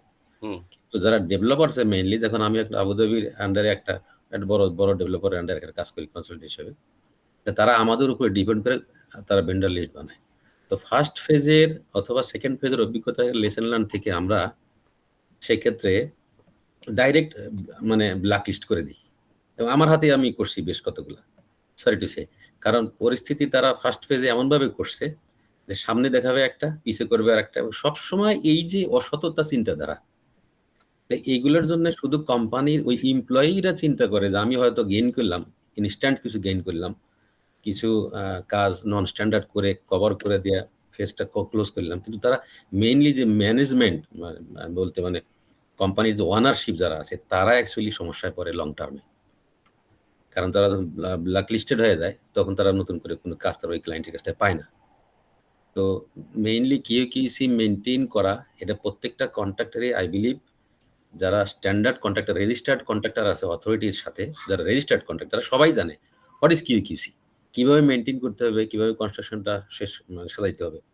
তারা নন স্ট্যান্ডার্ড অথবা সাব স্ট্যান্ডার্ড যদি কোনো সাব কন্ট্রাক্টরও নেয়, যেরকম সামিউল প্রথমে বলছিল যে পয়সা সেভিংসের জন্য তারা করে, কিন্তু যদি সেক্ষেত্রে একজন রেজিস্টার্ড কন্ট্রাক্টর, ফর এক্সাম্পল এডিডিসি অথবা এডিসি অথবা অ্যাডনক অথবা যে ডিওটি আইটিসি অথবা টেলিকম ডিউ যেটাই বলা হোক, তারা যদি একজন রেজিস্টার্ড কন্ট্রাক্টর হয়, সে কিন্তু তাদের স্পেসিফিকেশনের ব্যাপারে ফুললি অ্যাওয়্যার। তো সেক্ষেত্রে এই যে এনসিআর এসওআর এর যে ইস্যুটা আছে, কোয়ালিটিতে যে এফেক্ট হয়, কেপিআই ডাউন হয়ে যায়, শুধুমাত্র অবহেলা করার জন্য অথবা অসততা, মেনলি সাইটের সুপারভিশন ল্যাগিং এর জন্য। বাকি ডকুমেন্টেশন যেহেতু অলরেডি আইএফসি দেওয়া হয়, যেখানে স্ট্যান্ডার্ড ইস্যু ফর কনস্ট্রাকশন আইসি দেওয়া হয়, সেটার এগেইনস্টে সামান্য কিছু ডিটেলস অ্যাড করে সব ড্রয়িং তৈরি হয়, সবকিছুই সামনে থাকে, কিন্তু একটা হলো সুপারভিশনের অভাবে অথবা অসততা, এই সব বিষয়গুলো যদি ইনভলভ না থাকে, তাহলে কিউকিউসিতে কেপিআই এ অবশ্যই কন্ট্রাক্টর অনেক উপরে যায়, কিন্তু এইগুলো ইনভলভমেন্টের জন্যই মেইনলি কন্ট্রাক্টর অনেক সময় সমস্যা করে। এই আর কি শর্টকাট কনসালটেন্ট হিসেবে যে অভিজ্ঞতা আর কি কিউকিউসি মেনটেনের উপরে কন্ট্রাক্টররা করে। থ্যাংক ইউ আমিন ভাই। আমাদের আসলে মধ্যে অনেকে আছেন আরো কন্ট্রাক্টর, হয়তো আমার কথা যদি লেফট রাইট হয়ে থাকে, আপনারা যারা আছেন অনেকে আছে, যে আমজাদ ভাই আছেন আমাদের রেজার্ভে, তো অনেক ধন্যবাদ আপনাকে। তো এখানে বেশ কিছু কোয়ালিটি প্রফেশনাল আছে, কিন্তু হ্যাঁ, এর মধ্যে একজন হচ্ছে ইঞ্জিনিয়ার ইকবাল, তারপরে ইঞ্জিনিয়ার মশিউর। আপনারা কিছু বলবেন? আমজাদ নিজেও তো স্পেশালিস্ট। না আমি যদি বলতে যারা এখন কন্ট্রাক্টিং এ আছেন, দেখেন তো আমার কথার সাথে কিছু মিলে কিনা। না, অফকোর্স আপনি রাইটলি সেড, আপনি যেটা বলেছেন একেবারেই ঠিক। এটাই মানে কজ তো বিভিন্ন রকম হইতে পারে, তার মধ্যে one of the major cause যেটা বলেছেন আপনি, যে ওয়ার্কম্যানশিপ, ল্যাক অফ মানে মনোযোগের যেটা অভাব থাকে, কিংবা করার যে একটা অনীহা থাকে, এবং ওই যে প্রোগ্রেস চায়, মানে মেইন যে প্রবলেমটা হয় যে তারা প্রোগ্রেস করবে চাবে, তো সেটার ক্ষেত্রে তারা যে কোনো ভাবে করতে চায়, করে কমপ্লিট করতে চায়, যেখানে দেখা যায় কাজটা ঠিক মতো হচ্ছে না। এতটুকু আমার বলার। আর কি আচ্ছা, মঞ্জুর ভাই কিছু বলবেন? মঞ্জুর ভাই। জি, আসসালামু আলাইকুম। ওয়ালাইকুম আসসালাম। ওয়ালাইকুম আসসালাম। আমি কি বলবো এখন? হ্যাঁ, জি বলেন। প্রথমে আমি সাগর ভাই এবং রেজা ভাই দুজনকে অনেক ধন্যবাদ জানাই। খুবই সুন্দর একটা প্রেজেন্টেশন করেছেন, is very close to the ground practice. তো এখানে কোনো থিওরিটিক্যাল কথা হয় নাই, সেটাই আমার কাছে খুব ভালো লেগেছে। Before I ask my questions, আমি আমার ধারণাটা একটু আপনাদের সঙ্গে শেয়ার করি about the continuous and continual. Continuous ইমপ্রুভমেন্টটা ঘটানো হয় তখনই যখন আসলে একটা ইনসিডেন্ট ঘটে থাকে, সেই ইনসিডেন্টকে অ্যাড্রেস করার জন্য সেটা তখন করে থাকেন। আর কন্টিনিউয়াল হচ্ছে এই যে রেজা ভাই যে কার্ভগুলো দেখালেন আমাদেরকে, হিস্টোগ্রামের কার্ভ, প্যারেটো কার্ভ, এই কাজগুলো বিভিন্ন ধরনের স্ট্যাটিস্টিক্যাল ফ্রিকোয়েন্সি অ্যারেঞ্জ করে সেইখানে প্রত্যেকটা নন কনফর্মিটির ফ্রিকোয়েন্সিটা দেখে সেইটাকে যখন অ্যাড্রেস করা হয় তখন সেই পদ্ধতিটাকে বলা হয় কন্টিনিউয়াল। এটাই আইএসও এবং পিএমআই এই দুইটা টার্মিনোলজি এই দুই পারপাজেই ব্যবহার করে। এটা আমার ধারণাটা আমি শেয়ার করলাম, but these are not my questions. আমার প্রথম কোশ্চেন হলো, সাগর ভাই বলেছেন এনসিআর নন কনফর্মিটি, সেটাই আমি ধারণা করছিলাম যে আপনারা নন কনফর্মিটি করছেন। আমার প্রশ্নটা সাগর ভাইয়ের কাছে তখন আমি মনে মনে চিন্তা করে রেখেছিলাম যে তাহলে কমপ্লায়েন্স ইস্যুটাকে, নন কমপ্লায়েন্স আর কমপ্লায়েন্স ইস্যুটা আপনারা কিভাবে হ্যান্ডেল করেন সেটা এর ভিতরে আছে কিনা। কিন্তু আবার পরে দেখলাম রেজা ভাই আবার এনসিআর কে নন কমপ্লায়েন্স বলছেন। আমি এইটা একটু কনফিউজড অবস্থায় আছে, আমাকে একটু একটু মানে কমপ্লায়েন্স এবং কনফর্মিটি কিভাবে হ্যান্ডেল করছেন এইটা আমি জানতে চাই। থার্ড কোশ্চেন হচ্ছে, ইসিসি তো আসলে খুবই রিনোন কোম্পানি এবং খুব প্রোফাইল তো খুবই ভালো, কেপি এর প্রশ্ন তুলে কোনো লাভ নাই। সো আপনাদের অর্গানাইজেশনে যদি কোনো রকমের নন কনফর্মিটি হয়, আপনাদের নিজেদের ভিতর থেকেই তো একটা ইন্টারনাল কন্ট্রোল রয়েছে, সেটা একটা। আর যেটা আমিন ভাই বলছিলেন যে কনসালটেন্ট এবং ইয়ের সম্পর্ক, তো সেই ক্ষেত্রে ইসিসির সেই ব্যারিয়ারটা বোধহয় নাই আর কি সেই কেসটা, কারণ ইসিসির কাছ থেকেও বরং অনেক সময় কনসালটেন্ট শিখে থাকে। তো এই জায়গাটায় আমার প্রশ্নটা হচ্ছে যে আপনাদের এখানে ভ্যালু ইঞ্জিনিয়ারিং এর স্কোপটা কতখানি আছে? এই যে আপনাদের কোয়ালিটির ভিতরে ভ্যালু, এটাকে আপনার নিজেদেরকে কম্পিটিটিভ করার জন্য বা প্রফিট আরো এনশিওর করার জন্য ভ্যালু ইঞ্জিনিয়ারিং এর স্কোপটা এই কোয়ালিটির ভিতরে আছে কিনা।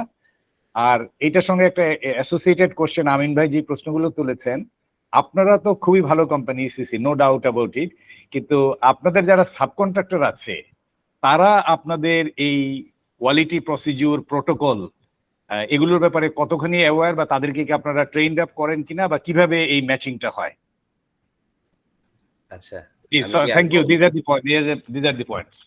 খুবই সুন্দর কোশ্চেন করেছেন, যতগুলো কোশ্চেন করেছেন আসলে। আমি বলতে চাই যে হ্যাঁ, এনসিআর যেটা বলছেন, আসলে এনসিআর ইলাবোরেশন আমরা এভাবে বলি যে নন কনফরমেন্স রিপোর্ট, যেটা অ্যাকচুয়ালি যদি নন কমপ্লায়েন্স হয়ে থাকে, সেটা যদি কমপ্লাই না করে থাকে, সেটাকে আমরা আসলে ডিটেক্ট করি নন কনফরমেন্স রিপোর্ট হিসেবে। এটা আমরা বলি এইভাবেই আর কি, ইলাবোরেশনটা আমরা এভাবেই দিই যে নন কনফরমেন্স রিপোর্ট, যেখানে যে কোনো নন কনফর্মিটি যেটা আমরা সাইটে পাবো, সেটা হতে পারে সাইটের অ্যাক্টিভিটি হয়তো ম্যাচ করতেছে না প্রজেক্ট ডকুমেন্টের সাথে, সব drawing what ever it is, material হয়তো বা যেটা অ্যাপ্রুভ ছিল সেটা ইউজ করা হচ্ছে না, ওয়ার্কম্যানশিপও হতে পারে, সেগুলোর ক্ষেত্রে আমরা নন কনফরমেন্স রিপোর্টটা ইস্যু করে থাকি, যেটাকে এনসিআর বলা হয়।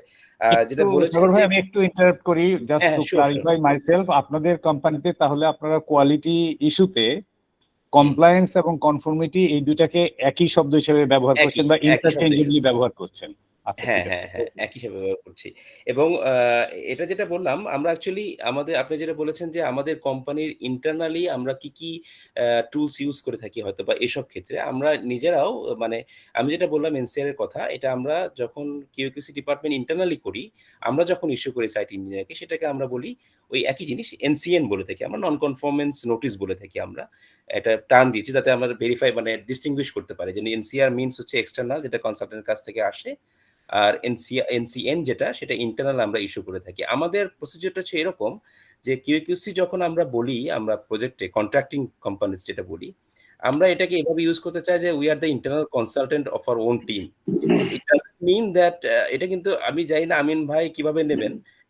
কনসালটেন্ট কিন্তু ম্যাক্সিমাম সময় যেটা দেখা যায় আমাদের কনস্ট্রাকশন ফিল্ডে, তারা তাদের নিজেদের আমি হয়তোবা আমার ওয়ার্ডিংসটা ভুল হতে পারে। আমি ক্ষমা প্রার্থনা করছি আগে থেকেই যে অনেক সময় নিজেদের কোনো ভুল পেলেই কোনো কিছু চিন্তা না করে হয়তোবা এনসিআর রেজ করে দিল। যেটা তাদের rights, they can do it. Definitely তারা একটা প্রবলেম পেয়েছে, তারা এনসিআর রেজ করলো। যার জন্য আমাদের সেটা কমপ্লাই করতে হবে, কিংবা আমাদের হয়তোবা ইকোনমিক ফিন্যান্সিয়ালি আমাদেরকে কিছু কাটব্যাক করা হবে মানে টাকা থেকে, কন্ট্রাক্ট ভ্যালু থেকে, সেটা করতে পারে স্বাভাবিক। কিন্তু আমরা যেটা ফলো করি, যেটা আমাদের কমিটমেন্ট, যেটা ইন্টারনাল কিউকিউসি ডিপার্টমেন্ট থেকে, যে আমরা প্রথমেই কোনো কাজ যদি আমরা অবজার্ভ করি, এটা কিন্তু আমাদের নিজেদের উপরকে নেই। যেমন আমরা করি কি, প্রথম যে কোনো একটা কাজ শুরু হওয়ার আগে, যেটা আপনি বলেছিলেন আরেকটা কোশ্চেন, যে কোনো ট্রেনিং এর ব্যবস্থা আছে কিনা। Yes, before starting any activity, it can be casting, it can be block work activity, it can be plaster activity, waterproofing activity, সবগুলো কাজ শুরু করার আগে আমাদেরকে ডিপার্টমেন্ট থেকে সেট করে দেওয়া আছে যে আমাদেরকে কিউএকিউসি ইন্ডাকশন করতে হয়, আমাদেরকে ট্রেনিং দিতে হবে, আমাদেরকে তাদেরকে বলতে হবে মানে আমরা এই ইন্ডাকশনে কি বলবো, যেটা রিকোয়ারমেন্ট কি আমাদের, সব ড্রয়িং কি বলেছে, এই যে একটা ব্রিফ আইডিয়া আমরা আমি যখন তাহলে দিব। যদি বুঝতে পারি, তার মানে আপনি সাবকন্ট্রাক্টর যারা আছে যাদেরকে নিয়োগ করেন অবশ্যই তাদেরকে আপনারা সিনক্রোনাইজ করে নেন আগে। অবশ্যই অবশ্যই এটা আমাদেরকে করতেই ওকে, হবে। থ্যাংক ইউ, দ্যাটস আমাদের very good, that's very good. হ্যাঁ, এবং নট অনলি দ্যাট, আমরা বলি যে প্রত্যেকটা প্রজেক্ট যখন প্রত্যেকটা অ্যাক্টিভিটি যখন শুরু হয় কিংবা যখন সাবকন্ট্রাক্টর অ্যাওয়ার্ড হয় আমাদের প্রজেক্টে, তখন আমরা কিক অফ মিটিং করে থাকি। যে কিক অফ মিটিংয়ে will be one of the part as well as a QAQC. সেখানে আমরা প্রথমেই আমরা আমাদের রিকোয়ারমেন্টগুলো ডিসকাস করে থাকি, যেমন আমাদের কিউএকিউসি ডিপার্টমেন্টের রিকোয়ারমেন্টগুলো কীরকম হতে পারে, আমাদের সাবকন্ট্রাক্টর এগ্রিমেন্টে দেওয়া থাকবে এবং আমরা ডিসকাসও করি সেগুলো। তো এই জিনিসগুলো আমরা প্রথম থেকেই সাবকন্ট্রাক্টর কিংবা আমাদের যে রিলেভেন্ট টিম আছে, টিম মেম্বার্স আছে, তাদের সাথে আমরা ডিসকাস করে থাকি। আরেকটা পার্ট যেটা বলেছেন যে আমার সম্ভবত কস্ট সেভিংস এর ব্যাপারে যেটা বলেছেন, না, কস্ট সেভিং না, আমি ভ্যালু ইঞ্জিনিয়ারিং, ভ্যালু ইঞ্জিনিয়ারিং বলেছি। অ্যাকচুয়ালি ভ্যালু ইঞ্জিনিয়ারিং আমাদের টেকনিক্যাল ডিপার্টমেন্ট থেকে এটা অবশ্যই করে থাকে সবসময়। এটা প্রজেক্ট শুরুর আগেও একটা ভেরিফিকেশন হয় ভ্যালু ইঞ্জিনিয়ারিং ক্ষেত্রে, পরবর্তীতেও ভ্যালু ইঞ্জিনিয়ারিং এরা করে থাকে। আমরা কিউএকিউসিটা অতটা পার্ট হই না এটার পক্ষ থেকে, আসলে আমাদের রেসপন্সিবিলিটিতে আসে না এটা ভ্যালু ইঞ্জিনিয়ারিং। আমরা হয়তো বা বিভিন্ন ক্ষেত্রে যে আমরা কস্ট সেভিং করতে পারি, যেমন কোনো ক্ষেত্রে দেখা গেছে যে মানে ইন্টেনশনালি যেমন আমি একটা এক্সাম্পল দিই, যে এখন আমাদের র্যাপড কাস্টিং হয়, তো স্পেসিফিকেশনে আমাদের যেটা দেওয়া থাকে ফ্রিকোয়েন্সি অফ টেস্টিং, কখনো দেওয়া থাকে মানে এটা ইরিলেভেন্ট, মানে এটা মানে ইমপ্র্যাকটিক্যাল। যেমন অর্থ বলা আছে যে এভরি 50 কিউবিক মিটারে আমাকে এক সেট কিউব নিতে হবে টেস্ট করার জন্য। তো আমি দেখা যাচ্ছে আমি হয়তো র্যাপড কাস্টিং করছি which is amount of 5000 cubic metre. In that case how many sets will be I have to take, এটা তো প্রচুর সেট হয়ে যাবে। তো সেই ক্ষেত্রে আমরা কি করি, আমাদের কিউএকিউসির পক্ষ থেকে আমরা একটা প্রপোজাল কনসালটেন্টকে দেই যে আমরা ফ্রিকোয়েন্সিটিকে কমাতে নিয়ে যাচ্ছি। আমরা যে প্র্যাকটিস গুলো করছি এটা এভরি নাও এন্ড দেন এটা করি, হয়তো বা টেস্টিং এর ক্ষেত্রে করি, কিছু ক্ষেত্রে সাইডে দেখা গেল হয়তো বা কিছু কোয়ালিটেটিভ ওয়ার্ক করতে গেলে আমরা কিছু হয়তো বা একটা জিনিস অ্যাপ্লাই করলাম যেটাতে আমরা ভালো প্রোডাক্ট পাচ্ছি with saving the money as well. এটা আমাদের ইসিসিতে স্পেশালি এই জিনিসটা আছে। কস্ট কন্ট্রোলের একটা বিশাল মানে ফ্যাক্ট আমাদের কোম্পানিতে, যার জন্য আমরা এটা করে থাকি কস্ট সেভিংস ব্যাপারে। ভ্যালু ইঞ্জিনিয়ারিং এর ক্ষেত্রে আমি জানি না এটা কতটা রিলেটেড। আচ্ছা, ভ্যালু ইঞ্জিনিয়ারিং আমি একটু বলতে পারি। না, সবগুলো আপনি অ্যাড্রেস করেছেন সাগর ভাই, thank you so much. Just আমার একটা হাম্বল রিকোয়েস্ট থাকবে, যদি আমাকে কোনো না কোনো ভাবে একটু নিশ্চিত করেন যে আপনাদের কোয়ালিটি ডকুমেন্টে কনফর্মিটি আর কমপ্লায়েন্স এই দুটা কি ইন্টারচেঞ্জেবলি ব্যবহার করছেন কিনা, নাকি দুটোকে আলাদাভাবে দেখেন, একটু যদি আমাকে, this is my humble request, একটু যদি আমাকে জানান আমি খুব খুশি হব। আচ্ছা আমি আচ্ছা শিওর থ্যাংক ইউ আমি জানাবো। মঞ্জুর ভাই, আপনি যেটা ভ্যালু ইঞ্জিনিয়ারিং এর কথা যেটা বললেন, এটা অ্যাকচুয়ালি আমার দুইটা প্রজেক্ট এরকম হয়েছে আর কি। এটা ক্লায়েন্টের পক্ষ থেকে রিকোয়েস্ট আসছে যে ভ্যালু ইঞ্জিনিয়ারিং করার জন্য। যেরকম আমার পাওয়ার সেক্টরে যেটা করা হয়েছে ডিস্ট্রিবিউশন নেটওয়ার্কে, কপার কেবল ছিল, ওইটাকে চেঞ্জ করে অ্যালুমিনিয়াম কেবল দেওয়া হয়েছে আর কি। এরকম তারা স্ট্যান্ডার্ড মেনটেন করবে, কিন্তু ম্যাটেরিয়ালের মানে ডিসিপ্লিনটা চেঞ্জ করে, মানে চেঞ্জ করে আর কি, মেটাল কোয়ালিটিটা চেঞ্জ করে, কিন্তু তারা স্ট্যান্ডার্ড মেনটেন করে, রিকোয়ারমেন্ট কভার না, ভ্যালু ইঞ্জিনিয়ারিং তো শুধু ম্যাটেরিয়াল না, ভ্যালু ইঞ্জিনিয়ারিং হতে পারে তাদের কোনো প্রসিডিউর থাকতে পারে, টেকনোলজি থাকতে পারে, যে টেকনোলজিটা তাদের আসলে প্রোপ্রাইটারি টেকনোলজি, তারা সেটা ইউজ করে আপনাকে 3 মাসের কাজ তারা 1 মাসে কমপ্লিট করে দিবে। সুতরাং 2 মাসের যে টাইম সেভিং হচ্ছে সেটার জন্য তারা ক্রেডিট হিসাবে বলবে যে আমার রেটটা তাহলে তোমরা এত% বাড়িয়ে দাও। এই নেগোসিয়েশন গুলো তো ভ্যালু ইঞ্জিনিয়ারিং এ হয়। আমি এটা কোয়ালিটির সঙ্গে কোনো টাই আপ আছে কিনা সেটা জানতে চাচ্ছিলাম।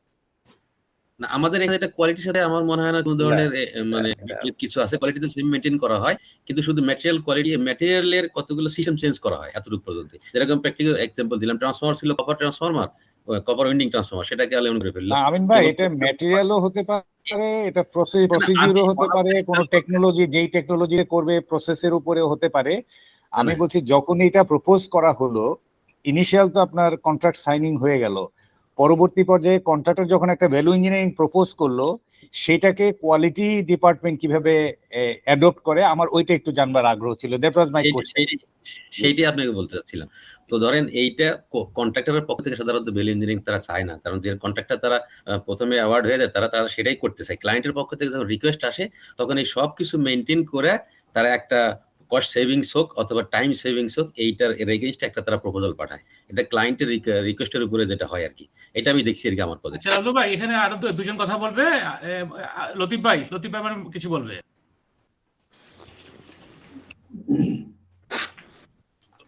মশিউর আপনি লতিফ ভাইয়ের পরে বলেন।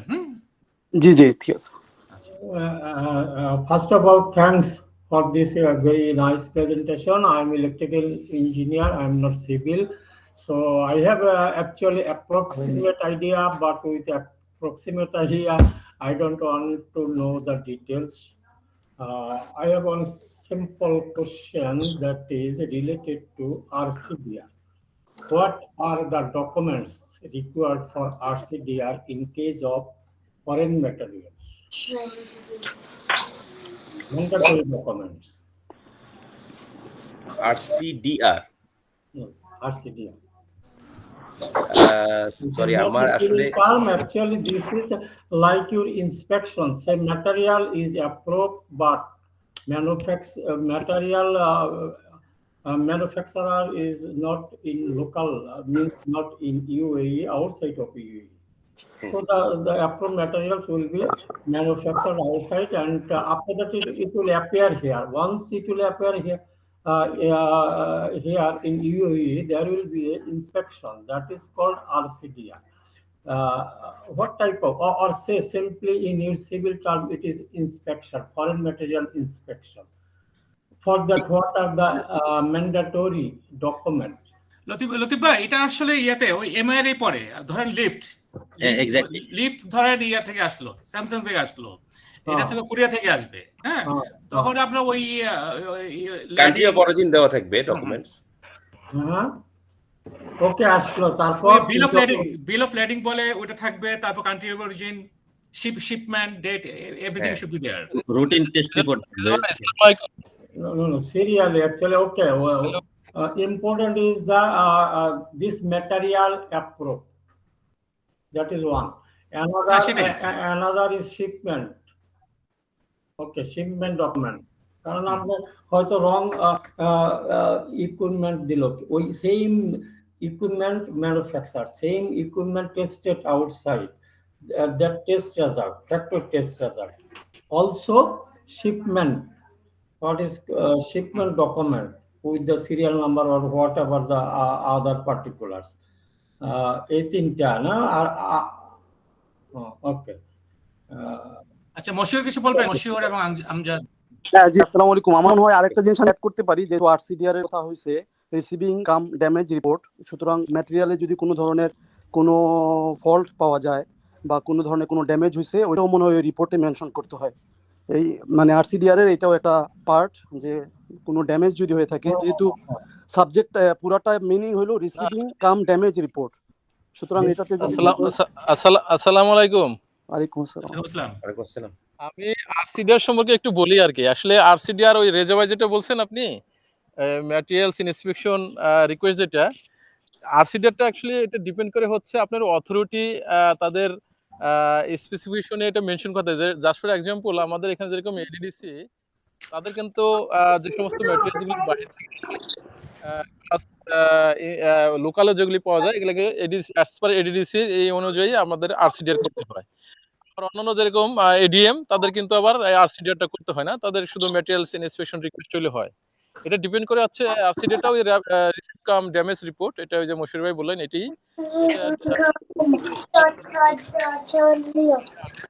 রিপোর্টটা তো এর সাথে মশিউর ভাই একটু মিউট করবেন, মশিউর ভাই মিউট করবেন, সাউন্ড ক্লিয়ার করেন, শোনা যাচ্ছে না।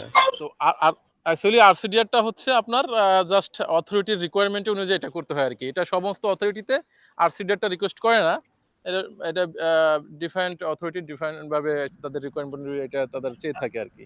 No, engineer Amjad actually little disagree. এটা যদি না করে, আমার যদি একটা রং ম্যাটেরিয়ালস আসলো এবং সেটা সাইটে চলে গেল, সাইটে যাওয়ার পরে আমি যখন দেখবো এটা wrong, again I have to do return the material. I have to return the material and take time, cost, everything involved process. না, এটা তো আপনি ম্যাটেরিয়ালস রিকোয়েস্টের মাধ্যমে করতে পারতেছেন। এটা লোকাল ইন্সপেকশন যখন অ্যাপিয়ার হবে, হ্যাঁ, এটা ম্যান্ডেটরি। আমি তো সেটাই বললাম। আমি তো কারণ আমি আরসিডিআর এমআর এর সাথে সব সময় জড়িত। আরসিডিআর এমআর অ্যাকচুয়ালি দুইটার সেম ফাংশন, কিন্তু এডিসি প্রজেক্টে যেটা হয়, তারা এই material receiving actually material receive cum damage report, 1 minute ভাই, material receive cum damage report, এটা আর কি এক্স্যাক্টলি শব্দ, রিসিভিংও না, রিসিভ কাম ড্যামেজ রিপোর্ট। হ্যাঁ তো এমআইআর ম্যাটেরিয়াল ইন্সপেকশন রিকোয়েস্ট, এটা হলো হ্যাঁ অথরিটি টু ডিপোর্ট যেটা আমরা বলছেন। তো আপনারা আরসিডিআর এর মাধ্যমে এডিসি যেটা করে, তারা প্রথমে একটা ইন্সপেকশন রিকোয়েস্ট সাবমিট করে কন্ট্রাক্টরের পক্ষ থেকে, আমরা ওই ম্যাটেরিয়ালটা ইন্সপেকশন করে আসি, আসার পরে ওই ইন্সপেকশন রিকোয়েস্টটা তখন তারা আরসিডিআর এর সাথে অ্যাড করে দেয়, দিয়ে তারা আরসিডিআর সাবমিট করে। আর যেটা হ্যাঁ রাইট অন্য রাইট ক্লায়েন্টের যেটা আছে, এরকম আলদারের যদি আমি বলি অথবা মুসানাটার সাথে যখন কাজ করছি, তখন কি করছে কন্ট্রাক্টররা direct MIR material inspection request, এইটার মধ্যে আরসিডিআর এর যত ধরনের রিকোয়ার্ড ডকুমেন্ট যেগুলো দরকার হয়, যেরকম শিপমেন্ট ডকুমেন্ট, আপনার QC test report, routine test report, plus warranty certificate, সব কিছু এখানে ইনভলভ করে তারপরে এইটাকে ওই এমআইআর সাবমিট করা হয়। আরসিডিআর আর এমআইআর এর ভিতরে শুধু ডিফারেন্স হলো আরসিডিআর এর আগে একটা ইন্সপেকশন রিকোয়েস্ট তারা সাবমিট করে অ্যাপ্রুভাল নিতে হয়, আর এমআইআরটা ডাইরেক্ট ম্যাটেরিয়াল ইন্সপেকশন করা হয়। ইন্সপেকশনের হ্যাঁ পরেই সেটাই। ম্যাটেরিয়াল নরমালি সাইডে যায়, দ্যাটস ইট। আচ্ছা, আমার হচ্ছে এখন ক্লিয়ার হয়েছে বেশ। এখন বাংলাদেশ থেকে কেউ বলবে নাকি? বাংলাদেশে কে কে আছেন এখন?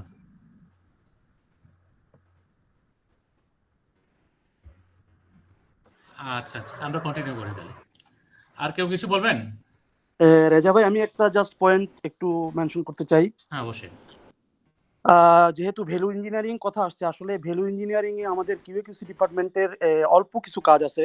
সেটা হলো, যেহেতু আমাদের প্রজেক্টের শুরু থেকে শেষ পর্যন্ত সমস্ত কিছু ডকুমেন্টেড ইনফরমেশন রাখতে হয়, তো এই কারণে যেটা প্রশ্ন করা হয়েছিল যে ভ্যালু ইঞ্জিনিয়ারিং এটা কোনো মেথোডোলজি হয়তো চেঞ্জ হচ্ছে বা কোনো ম্যাটেরিয়াল চেঞ্জ হচ্ছে, অথবা টাইমটা এটা শর্ট করে নিচ্ছে ক্লায়েন্ট, যে কারণে তারা এটা ইমপ্লিমেন্টেশন করতে চাচ্ছে।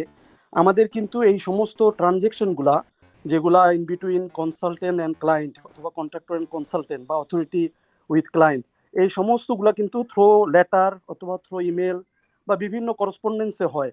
এগুলাকে ডকুমেন্টেড রাখা, এটা হলো কিউএকিউসি ডিপার্টমেন্টের দায়িত্ব।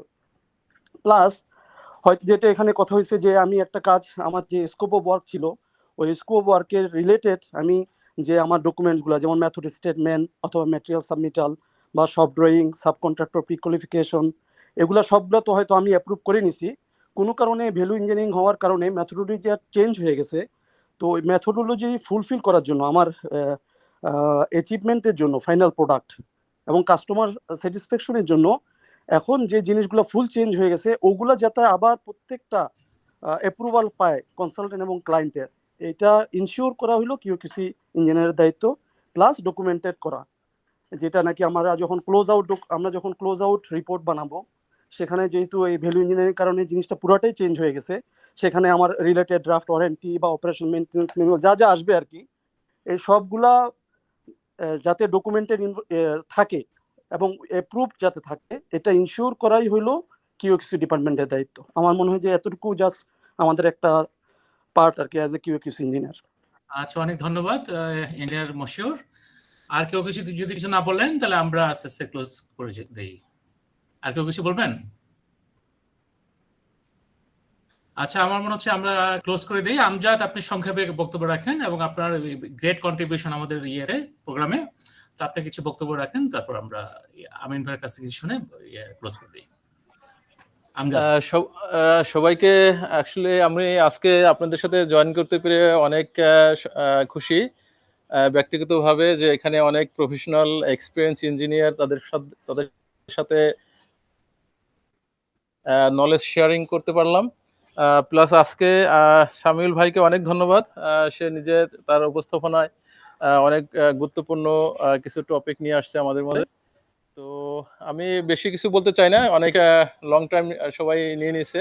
তো বাংলাদেশে ধরেন এখন তো প্রায় 1টারও বেশি বাজে, আমাদের সাথে অনেক সংযুক্ত আছেন। তো বাংলাদেশ থেকে একটা রিকোয়েস্ট আছে, সেটা হচ্ছে যে আমাদের এই সেশনগুলি একটু আগে যদি করা যায়, 1 ঘন্টা আগে করলে ওরা ম্যাক্সিমাম সংখ্যক আরো প্রেজেন্ট থাকবে।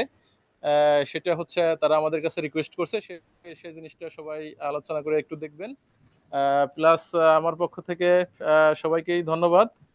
আমরা আমাদের যে উদ্দেশ্য ছিল, আসলে অনেকদিন দীর্ঘদিন এখানে আমরা থেকে যে জিনিসগুলি আমরা ফিল করতাম একটা সময়, যে আমাদের অনেক হাইলি প্রফেশনাল কিছু ইঞ্জিনিয়ারিং সিনিয়র ভাই তারা আছেন, বিভিন্ন ডিপার্টমেন্টে কাজ করেন, গভর্নমেন্ট, প্রাইভেট, বিভিন্ন সেক্টরে।